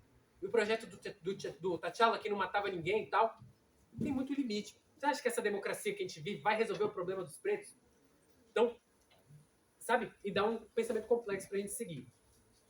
É importante a gente colocar essa diversidade, assim, as pessoas, sei lá, identificarem. Eu acho que assim, o problema ele é multifatorial. Ele é causado de diversas maneiras. E as pessoas são muito diversas. Então, quanto mais diversidade a gente trouxer, mais chance a gente tem de construir um mundo melhor. Rayane, peraí. Alguém aqui quer perguntar? Ali, as meninas querem perguntar. Depois a gente passa para você, tá? Vamos lá, Lara, Alice. Lado B, hein, agora. Fala alto, por favor, tá? Gostei muito da palestra. Eu não conhecia muito sobre a história da política de cotas, e agora eu sei um pouquinho mais. Eu achei muito interessante a sua fala sobre fácil entrar, difícil é sair. Eu acho que se a gente percebe que o método que a gente é utilizado para a gente entrar, que é o vestibular, que prova, teoricamente, se a gente tem capacidade de entrar na universidade, se ele não é capaz de selecionar as pessoas que são capazes de ficar ali, para que ele existe? Para que ele serve? Então, eles se conectam com essa política das cotas, porque a política de cotas trouxe pessoas negras, pessoas indígenas, pessoas deficientes para a universidade. Mas faltam políticas que garantam a sua permanência ali. Por exemplo, no final da escravidão, faltaram políticas que assistiram ali de dignidade, trabalho, moradia à população negra, agora liberta. E, nesse caso, ainda tem muito caminho a ser trilhado para a permanência dessas pessoas. E também na nossa própria ideia, porque, por exemplo, se o vestibular não existisse, esse dinheiro fosse convertido para maiores vagas na universidade, não haveria porque você provar, você só chega ali e se matricula, como é em algumas universidades públicas. E esse dinheiro poderia ser convertido com um problema real, que é o ensino básico, né? As pessoas não estão ali conseguindo esse básico, por quê? Porque não é oferecido, mas ele é cobrado. O próprio governo que não oferece, cobra depois. Então, eu queria saber sobre o que você acha a respeito das lutas sobre o fim do vestibular. Legal, interessante. Calma aí, Léo. Tem mais Ah, é Só verdade. pegar a Alice. Pode fazer. Eu faço bloco. Vai voltar para a mídia, para a cultura da mídia, para as pessoas que estão representadas. Então, é meio falado antes. Mas fala então, traz, vamos fazer. Falou sobre Pantera Negra nos meus favoritos. Nossa, o Killmonger é com certeza o melhor vilão da Marvel. Você consegue se identificar as razões dele. Você fala, ok, eu entendo o que você está falando. E falando, eu cheguei aqui e estava falando sobre a Princesa do Sapo. Eu acho interessante como ele sempre usa esse filme, né? Como é a primeira Princesa Negra e tal. Mas ela não fica na forma dela, humana, na maior parte do filme. Ela se torna um sapo. Assim como o Mago, que é interessante. Tem aquele outro filme também, do espião, que também o espião ele é preto, e ele se torna algum ponto na maior parte do filme. Então, são dois filmes em que você tem protagonista Soul também, que tem um protagonista preto e na maior parte do filme ele tá lá, como aquela coisinha muito roxa. Então, quando você tem protagonistas pretos, em filmes de animação, filmes até por agora, eles não realmente estão ali. Eles se tornam alguma outra coisa e ficam como aquela outra coisa na maior parte do tempo. E falando sobre a representação do Pantera Negra, eu acho que é importante existir o Pantera Negra porque quem está na comunidade, nessa comunidade geek, nerd, sabe o quão é difícil e o quão racista essa comunidade é. Do tipo, saiu o filme agora, o live action da princesa Ariel, né, a Pequena Sereia, e o tanto de comentário que as pessoas estão falando, porque ela não é ruiva. Esse é o principal ponto do filme, porque ela é. E é porque ela não é branca, ela é de olho azul, ruiva. Teve gente que chegou e falou, tipo, nossa, mas isso é um absurdo contra os ruivos. Cadê? A representação ruiva no cinema. Então, quando a gente fala sobre esses filmes, eles são importantes porque, mesmo que eles só apresentem, por exemplo, o Tigão que falou lá do Pantera Negra, que ressalta a visão do T'Challa, que é uma visão que eu acredito que também é uma visão muito... É uma visão que a gente precisa aderir. A gente também tem que ter mais espaço, porque esses filmes, mesmo que eles só tenham duas visões da binaridade, eles existem para ter mais filmes com mais protagonistas negros. Por exemplo, agora o diretor que fez Loki, Jordan Peele. Ele tá, todos os filmes dele agora protagonistas pretos. Tem filmes também de terror, a vilã é negra. Então, mesmo que a gente não tenha essas representações, tipo, mas isso não representa. Ainda é um caminho, a gente está lidando, ainda está trilhando esse caminho. Então, todo tipo de representação agora é importante. Legal. Maria Fernanda. Tem mais alguém? Maria Fernanda? Mais alguém querendo? Gente, porque nós estamos A Maria vai falar. finalmente do debate. Então, vou deixar A hora é agora. vocês falarem mais algumas coisas e aí depois eu passo a palavra para o Leonardo. Maria Fernanda. Eu queria dizer que foi muito importante esse processo que você explicou pra gente, porque muitas vezes existe essa contradição. Ainda mais se você vem de escola pública, é engraçado que na própria escola pública, eles apresentam a cota como algo negativo. Entende? Como se a cota fosse algo que você estivesse roubando de alguém. E não é para ser assim. A cota é uma história, deveria ser apresentada para a gente como uma forma de empoderamento, não como se a gente estivesse roubando algo da população, do governo em geral. Então, eu queria dizer que foi muito interessante o que você falou e agregou bastante aprendizado. É isso. Aqui, mais alguém? Agora o lado Ali, Alice. Alice quer falar. Peraí. Vai, Alice. Bom, você falou lá do socioeducacional, lá, minha mãe ela também trabalha com isso, ela fala muito que lá tem muita gente que é tipo, muito inteligente, mas tipo, não chega na universidade porque tipo, falta incentivo, falta apoio para essas pessoas. Só queria tipo, deixar isso claro. Você falou basicamente tudo que minha mãe fala, só que tipo, como minha mãe fala de jeito bem informal o tempo inteiro. Não importa se ela tá falando comigo, filha dela, se ela tá falando com alguém, ela sempre fala de jeito informal. Tudo, tipo, tem muitas pessoas lá muito inteligentes. Tudo que falta para chegar na universidade é só apoio. Mas tipo, acaba tipo, indo pro caminho errado por causa dessa falta de apoio, de ajuda. Ana Luísa, Fabiano. Luísa também. Se for da escola particular, eu lembrei de uma coisa. Lá na escola particular, você não é incentivado a utilizar cota em nenhum momento. Não é comentado. Assim, no Marista tinha muitas pessoas negras, até razoavelmente bastante alunos. Porém, não era discutido sobre cota. Tipo, falavam, você tem que entrar na universidade, espero que vocês sejam aqui ano que vem para fazer o ensino médio, lá, assim, fundamental. Entra na creche, assistente da professora do ensino médio. E aí eles falavam, você vai sair daqui no terceiro ano, você vai fazer a prova, vai passar, e eles não comentavam em nenhuma cota, de nada. Nenhum benefício que você teria lá dentro ou fora, tipo, para ingressar. Uma coisa que quando eu cheguei no IF, que eu falar a primeira vez sobre cota, eu falei, interessante, né? Existe. Só que lá não existe, porque uma grande parte, mesmo tendo muitos negros, ainda tem uma grande parte que domina sendo os brancos, né? Então eles preferem não comentar sobre esse assunto de cota racial para realmente manter as danças da escola particular, não passar por nota. Eles têm muito isso, né? Se não passar por nota, não precisam disso. Então, essa música, sendo passada tudo bem, é uma obra do Pai 2, que estudou ano passado.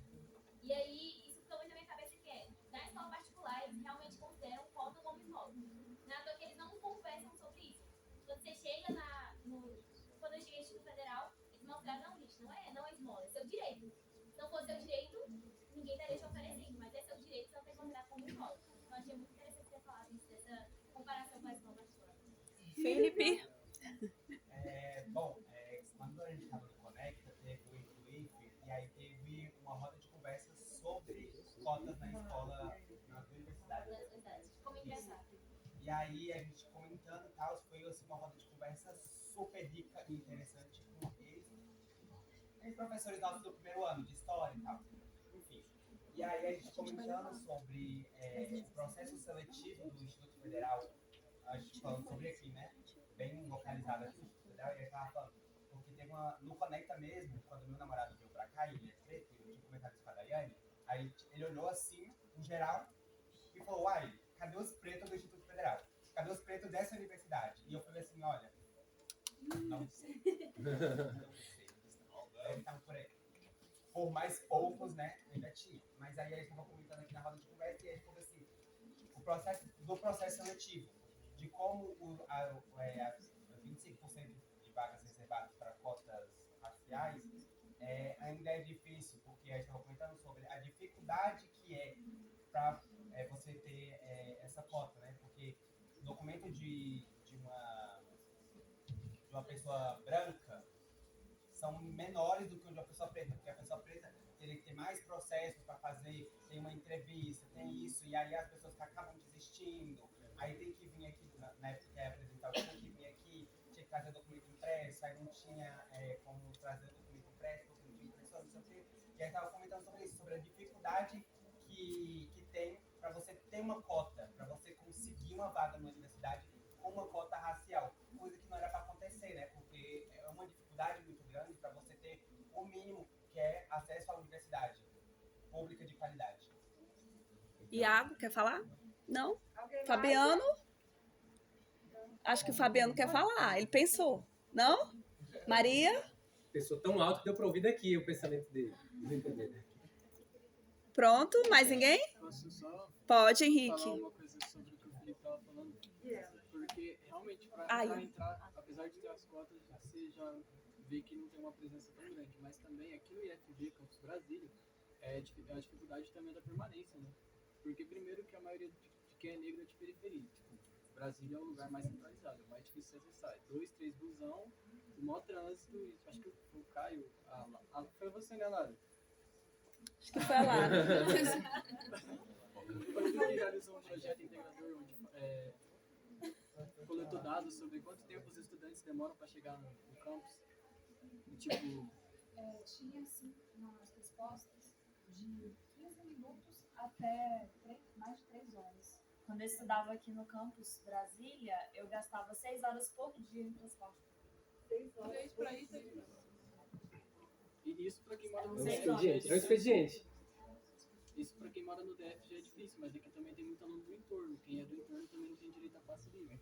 Então, tipo, tem que pagar a passagem, e a passagem de quem é do entorno é mais cara. De 7 para cima. Dependendo do lugar onde você vem, acho que vai ficar 8, 9 reais, né? Sim, aqui também não tem comida. Então, tipo, você tem que fazer essa comida. Um só micro-ondas. Então, tipo, são tantas coisas que vão desmotivando. E aí eu queria enganchar numa pergunta. Você trabalhou no Sócio-educativo? Sócio-educativo, né? Como que a gente vai fazer o crime não ser mais... Não aliciar tanto as pessoas, assim? Porque, tipo, você fala, você pode estudar, você pode roubar. Pô, às vezes roubar parece mais fácil, traficar parece mais fácil. Tipo, você cata um pacote, leva 2, 3 quarteirão pra frente, você ganha 100 conto, 200 conto. Agora, pra estudar, mano, você tem que pegar maior trânsito, você tem que, tá ligado? Pagar sua comida. Então, tipo, a permanência em si é difícil. Então, tipo, como que a gente vai motivar essas pessoas? Porque são pessoas que têm muita disposição. Porque se a pessoa tem peito aberto pra ir lá e fazer um corte, pra fazer alguma coisa, ela realmente tem muita disposição pra mudar de vida. Mas como motivar ela pro caminho? Sim. É difícil, pô. É um desafio mesmo. E a Rayane, o último aí, você responde tudo, tá? Tá, Porque eu sei que você foi agora detonado de questões. Mas que bom, fico feliz. Motivou.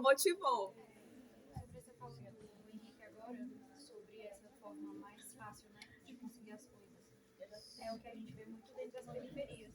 Porque é muito difícil você ver a sua mãe passando fome ou a sua mãe doente que não pode trabalhar sem você ter nenhum arroz e feijão para você comer em casa.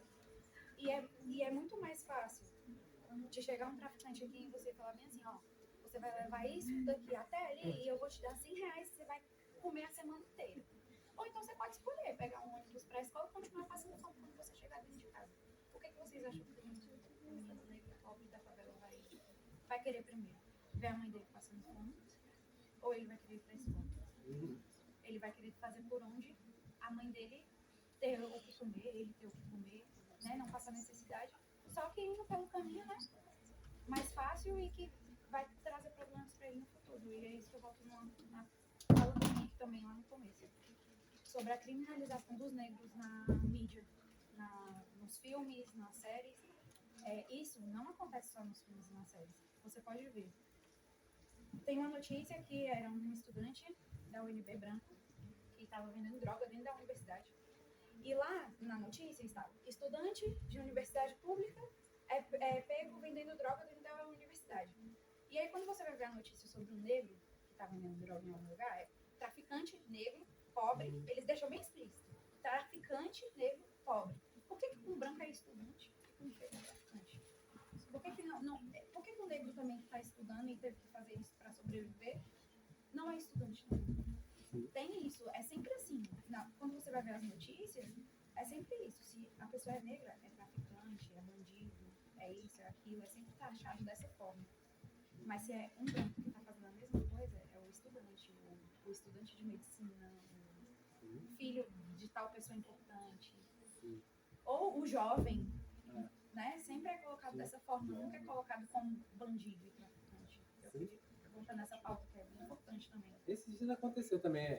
Foi ontem, eu acho, que noticiou assim, tipo, motorista perde o controle e atropela casal numa região perto do aeroporto de São Paulo. Aí quando você vai ver que é o motorista, aí tipo, o carro era uma Mitsubishi Pajero grandona, né? Aí é o motorista, garoto de 19 anos sem CNH. O cara, assim, se fosse num outro contexto, ia ser, né, tipo, enfim, menor, né? Pega o carro, não sei o quê, e mata. Então, assim, tem um livro chamado Mídia e Racismo que faz justamente esses comparativos. E no caso ali, né, até foi dito ali, né, da sua mãe. Sua mãe é o quê? Sua mãe é qual profissão? Ela é assistente social, psicóloga? Hã? Assistente social. Que legal, ela é assistente social como eu. Como é o nome dela? Tatiana Maria.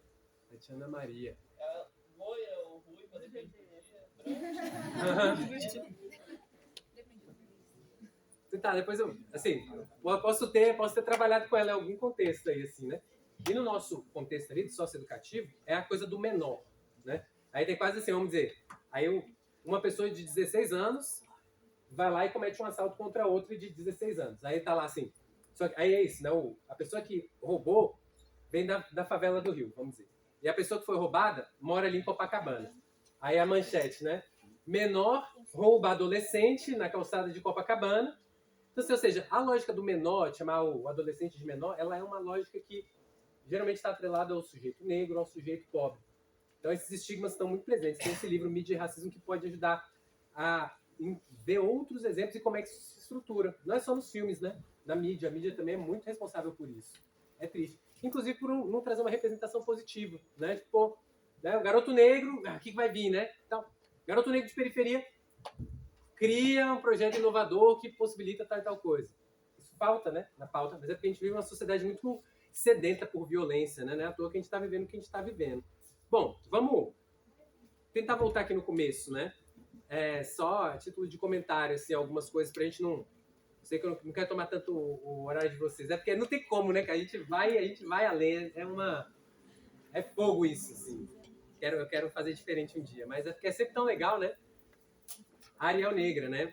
Vocês colocarem Aliás, não, isso aqui a gente já falou, né? A coisa do fim do vestibular. Acho que começou aqui. Eu quero fazer uma coisa que eu... Às vezes eu fico um pouco indignado quando as pessoas não fazem isso, né? Que é o quê? Eu quero dizer aqui que faz muito tempo que eu não tenho contato com essa discussão. Então, assim, eu não quero fazer aquilo que eu não gosto que as pessoas façam, que é o quê? Sabe quando a pessoa quer ser especialista em tudo?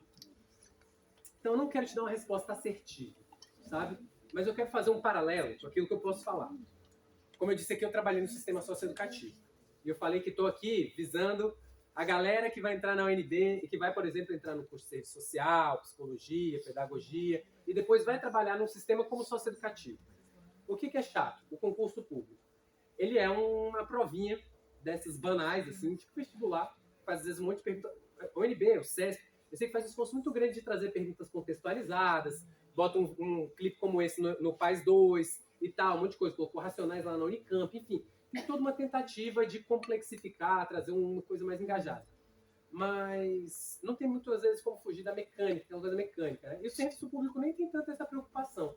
Aí o que acontece? Entra o miserável do concurseiro. Qual foi o grande mérito do concurseiro ali? Ficar estudando para a provinha, de bundinha na cadeira, estudando para a provinha. Aí chega lá e vai atender um adolescente que está com esse dilema. A pessoa nunca nem viu isso. Ela é a pessoa que, se ela visse essa realidade, ela ia fugir dessa... Pô, mano, fica tanta gente massa, tanta gente engajada, sabe? Gente que poderia chegar e falar pro garoto, falar assim, ó, eu sei que você tá passando, porque eu vivi isso aí. Esse dilema, tipo assim, pô, se eu roubo hoje e vou preso amanhã, ou se eu estudo hoje, amanhã e depois de amanhã para ver se eu consigo o mínimo. Eu já passei por esse dilema. Vai por mim. Sabe qual caminho que eu trilhei? Pô, a gente tem tanta gente com esse potencial, só que essa pessoa, muitas vezes, ela não fez a mecânica da provinha. Isso me deixa muito indignado, sabe? E é assim, claro que lá fora, eu sou defensor ferrenho do concurso público, mas aqui dentro a gente precisa falar dos limites desses mecanismos. Porque eles, às vezes, privilegiam pessoas que, às vezes, nem têm esse compromisso.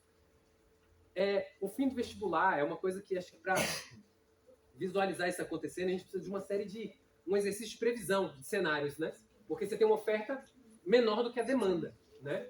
E aí, é claro, com esse recurso, né, você poderia aumentar a oferta, né? O recurso que você gasta para poder ficar selecionando, você poderia aumentar a oferta.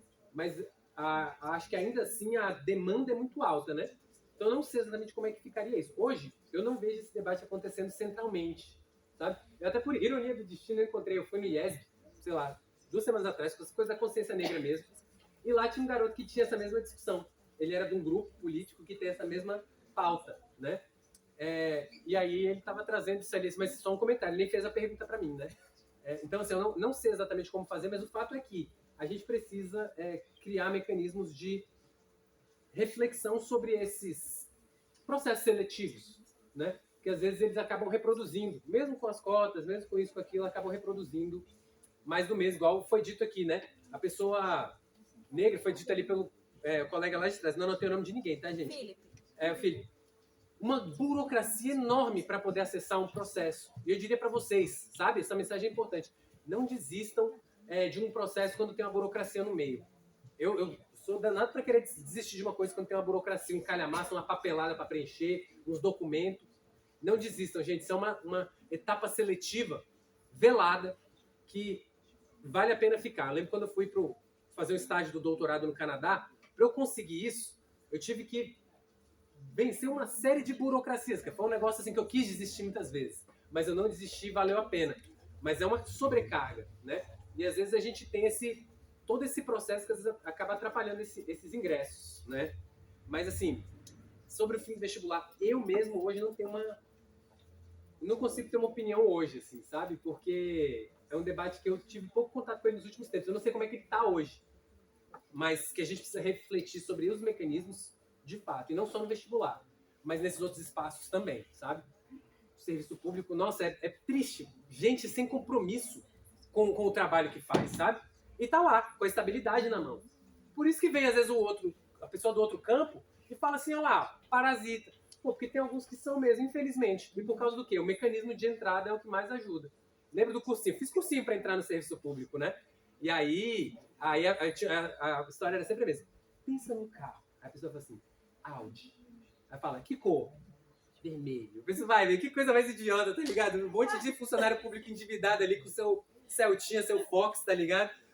Pensa num carro. Aí você tá lá dirigindo isso pra dar um exemplo de direito administrativo depois. Só que no subtexto tem o quê? Vai lá, pô, que você vai gozar do consumo. Pô, não é assim. Quando você vê, você vai trabalhar com uma bronca lá dentro, tá ligado? Serviço público é pra trabalhar com coisa difícil, pô. Mas a pessoa chega lá com essa lógica, vou comprar meu Audi. É caô. Quero dizer pra vocês, tá? Cuidado com o BRB, inclusive. Isso é papo para outro momento. Jordan Peele. Só um comentário sobre Jordan Peele. Pô, tá trabalhada no universo nerd.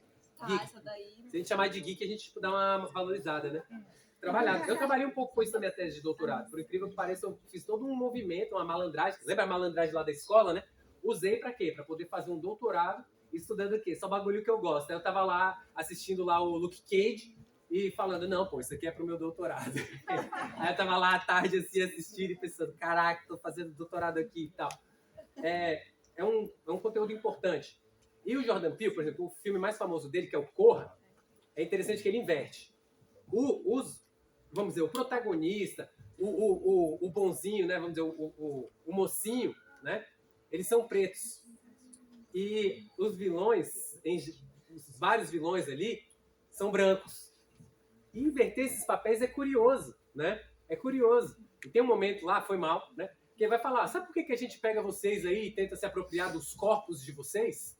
Porque vocês são massa, pô. Na verdade, vocês são massa pra caramba. Eu sei que vocês sofrem um racismo do caramba, mas, pô, vocês têm uma ginga da hora. Vocês têm um charme da hora. Pô, vocês têm esse jogo de corpo aqui, mano. Não é por nada não, entendeu? Mas lá na universidade tem poucos que tem, entendeu? Ali no cargo de professor. Por isso que a galera às vezes fala, pô, cara, o Léo é massa, o Léo é diferenciado. É lógico, trabalhado ali, entendeu? Tipo, desde como diria, né, o de função. Só ando gingando, os braços pra trás, só falo na gíria, com os bicos, é demais. Então, assim, é um diferencial, entendeu? E as pessoas querem o quê? Se apropriar daquele corpo. E os vilões são brancos. Esse twist é interessante. Só que nos outros filmes, no segundo filme, que é o Nós, como se fosse isso, os vilões e os protagonistas são pretos. E quando ele foi perguntado numa convenção, fala, pô, mas por que essa coisa de colocar esse monte de negro? Porque isso, o universo é triste. O universo da cultura cinéfila, o universo geek é triste. Eu falo, por que isso? Essa coisa meio invertendo a coisa. Ele fala assim, sabe por quê? Esse filme só com preto? Porque esse outro filme eu já vi. O filme só com branco, ou que tem um preto que morre de forma banal, esse eu já vi. Então, ou seja, é um filme diferente. O Jordan Peele tá lá na minha tese. Assim, esse filme eu já vi, essa tese eu já vi. Esses autores que a gente estuda na universidade, pô, esse tá cheio de tese com eles. Eu vou trazer outros. Eu vou trazer o Difusão. Eu tô falando de Difusão aqui que tá lá na tese, pô. O Mano Brown tá lá na tese, não é por nada não. O Gog tá lá na tese. Essa galerinha tá lá na tese. Por quê? Porque aqueles outros autores, sei lá, Derrida, François, não sei quem lá, esse eu já vi. Tô usando também. Não tinha como escapar. Mas eu já vi. Esse eu já vi. Então, assim, é interessante essa complexidade aí, né? A experiência no Marista. Não sei se o colega ainda tá A Luísa. ali. Tava ali, escondido ali na... Essa é uma coisa triste da escola privada, né? Porque ela não tem, às vezes, uma noção de política pública. A escola privada, a faculdade privada, ela está dentro de uma política pública de educação. A política é uma só. E essa escola está lá dentro. Garantindo o quê? Que quem quer uma coisa diferente, quer pagar por isso, na lógica do mercado, vai. Né? A lógica era para ser isso.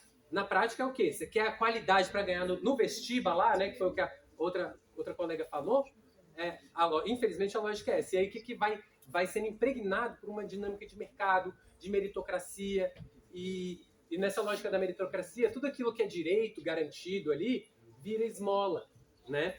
Então, é triste ouvir isso, né? E aí qual que é a consequência? Eu estou trazendo isso para dizer que o Marista, acho que foi até aqui de Brasília, né? Protagonizou um episódio feio de racismo. Girou aí os vídeos, agora eu esqueci como é que foi. Mas era um episódio feião de racismo, assim. Era daqueles feião mesmo, assim, tipo, flertando com o nazismo, sabe? Aquela coisa bem... Você lembra qual é?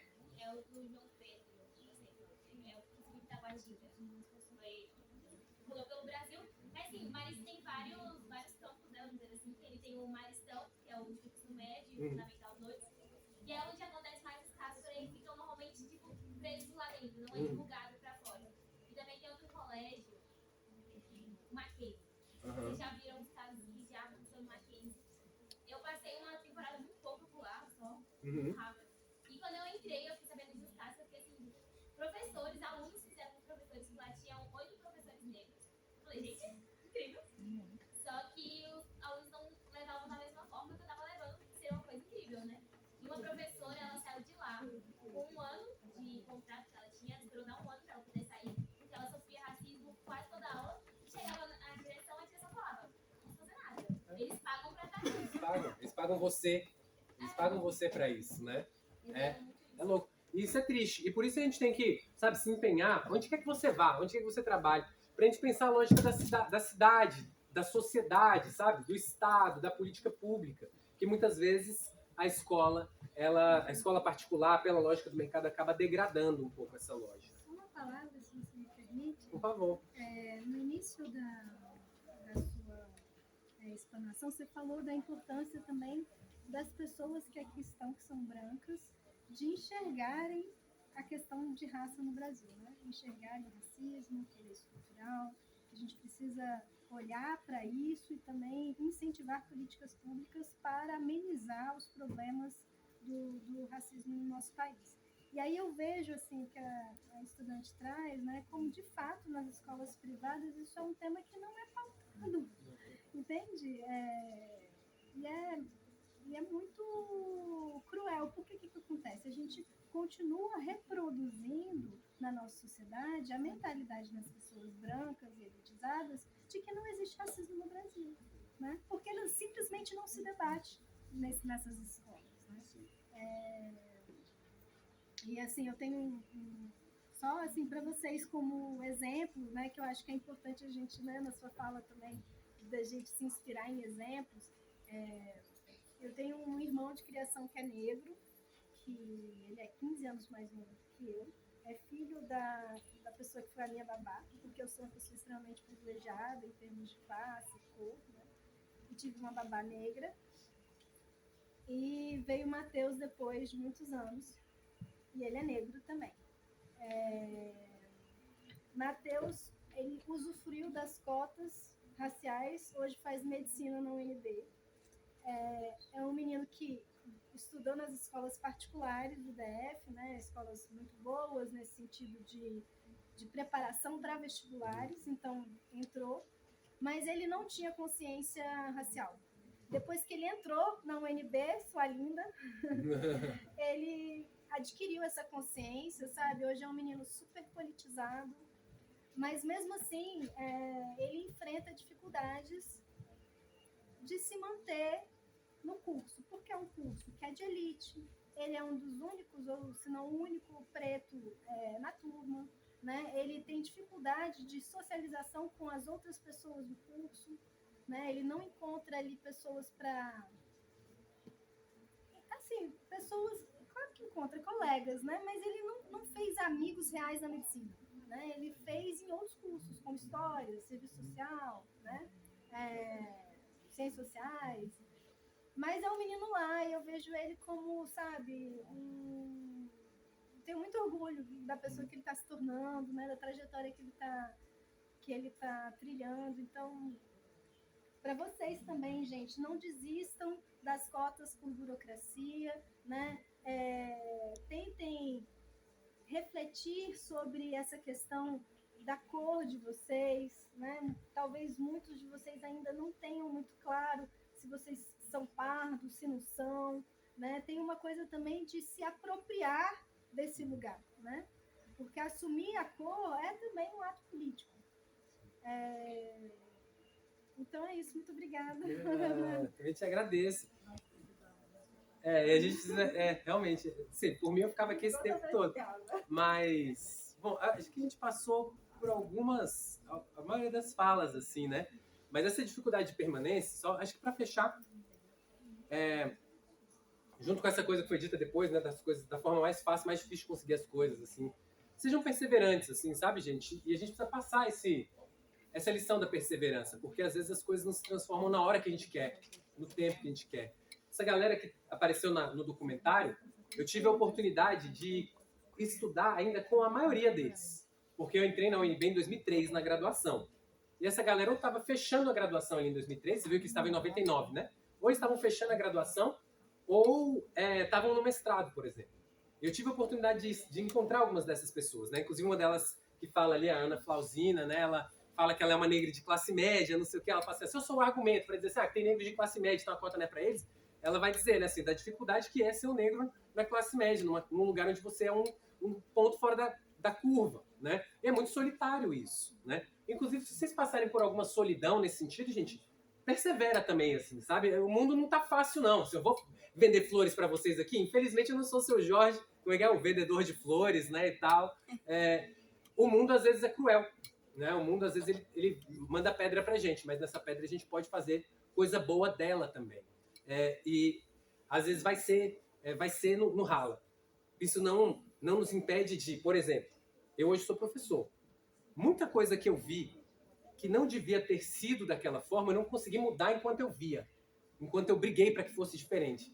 Mas hoje, no lugar de professor, posso incidir de outras maneiras, sabe? Então, às vezes, por exemplo, você que está identificando esse cenário que é injusto, que é desigual, às vezes vai ser o cara que vai voltar depois aqui para falar assim, pô, agora a gente vai, sei lá, enfim, galgar os próximos níveis, né? Porque a gente retrocedeu muito, tá? Assim, eu não queria dizer para vocês, assim, eu preciso dizer para vocês, não queria, mas preciso dizer para vocês. A gente retrocedeu muito em termos de direitos sociais, tá?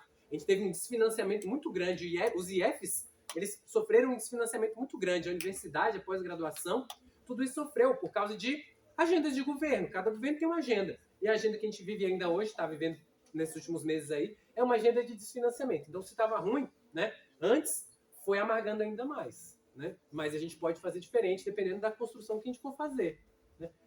Tá na tua mão, cara. Assim, eu não queria te dizer isso, assim, sabe? Mas está na tua mão. Na minha também. Ou seja, estamos de mãos dadas aí, assim, quem quer construir essa realidade diferente. Para que a pessoa, né, que foi a última fala ali, não fique pensando assim, pô, entre o tráfico e uma peregrinação longa e difícil em busão, em marmita fria e tal, e aperto e tal. Para que ela possa ter uma escolha mais justa, né? Porque é muito injusto, né? Você passar um tempão querendo, pô, tem coisa, esse tempo mesmo, né? Pra quem curte aí, né? Eu comprei um cara preto e botei dentro do meu carro, né? Um grave, uma caixa selada de grave, né? E aí eu botei os rap assim, pá, gravão, truvando. E aí não é igual na época, assim, né? Tipo, que a galera, quando era molecão, e a galera ouvia, né? Assim, um Alibi, um Racionais, assim, no grave. Porque hoje em dia eu nem, sei lá, nem é tanto às vezes sai meio atrasado, sabe? A realização dos sonhos, assim. Mas pode ser diferente. Se a gente fizer, né, construir uma sociedade diferente, pode ser diferente. A gente pode ter escolhas melhores para fazer, sabe? Gente, eu espero ter conseguido atravessar aí, assim, como a espada de um samurai, as coisas que foram ditas aí por último. Qualquer coisa, vocês... não acaba aqui, né? Eu sou vizinho de vocês ali. E, assim, é de verdade, assim, não é caô. Como diz os moleques lá no sócio educativo, né? Dizia assim, ideia de bandido. Aí a gente passou, ideia de homem. Aí as meninas, ideia de mulher. A gente foi melhorando, a gente foi refinando o negócio. Saiu da ideia de bandido, pra ideia de homem, pra ideia de mulher, pra ideia do que quer que seja aqui. Mas, assim, ideia de professor aqui, sabe? Assim, real mesmo. Tô aí, sou vizinho, tô à disposição de vocês. A Daiane sabe onde me encontrar aí, meus contatos e tal, pra gente ajudar para que vocês tenham uma trajetória menos árida do que a nossa, que a minha, Najala. Lajala. Que é a Najala. Falei Lajala, que fala Najala. E a Lajala e a Daiane e tantas outras pessoas aqui. Lajara! Meu Deus! Eu fui olhar no cartaz aqui, cara, falando pra errar esse nome. Olhei o cartaz e falei errado de novo. Foi mal?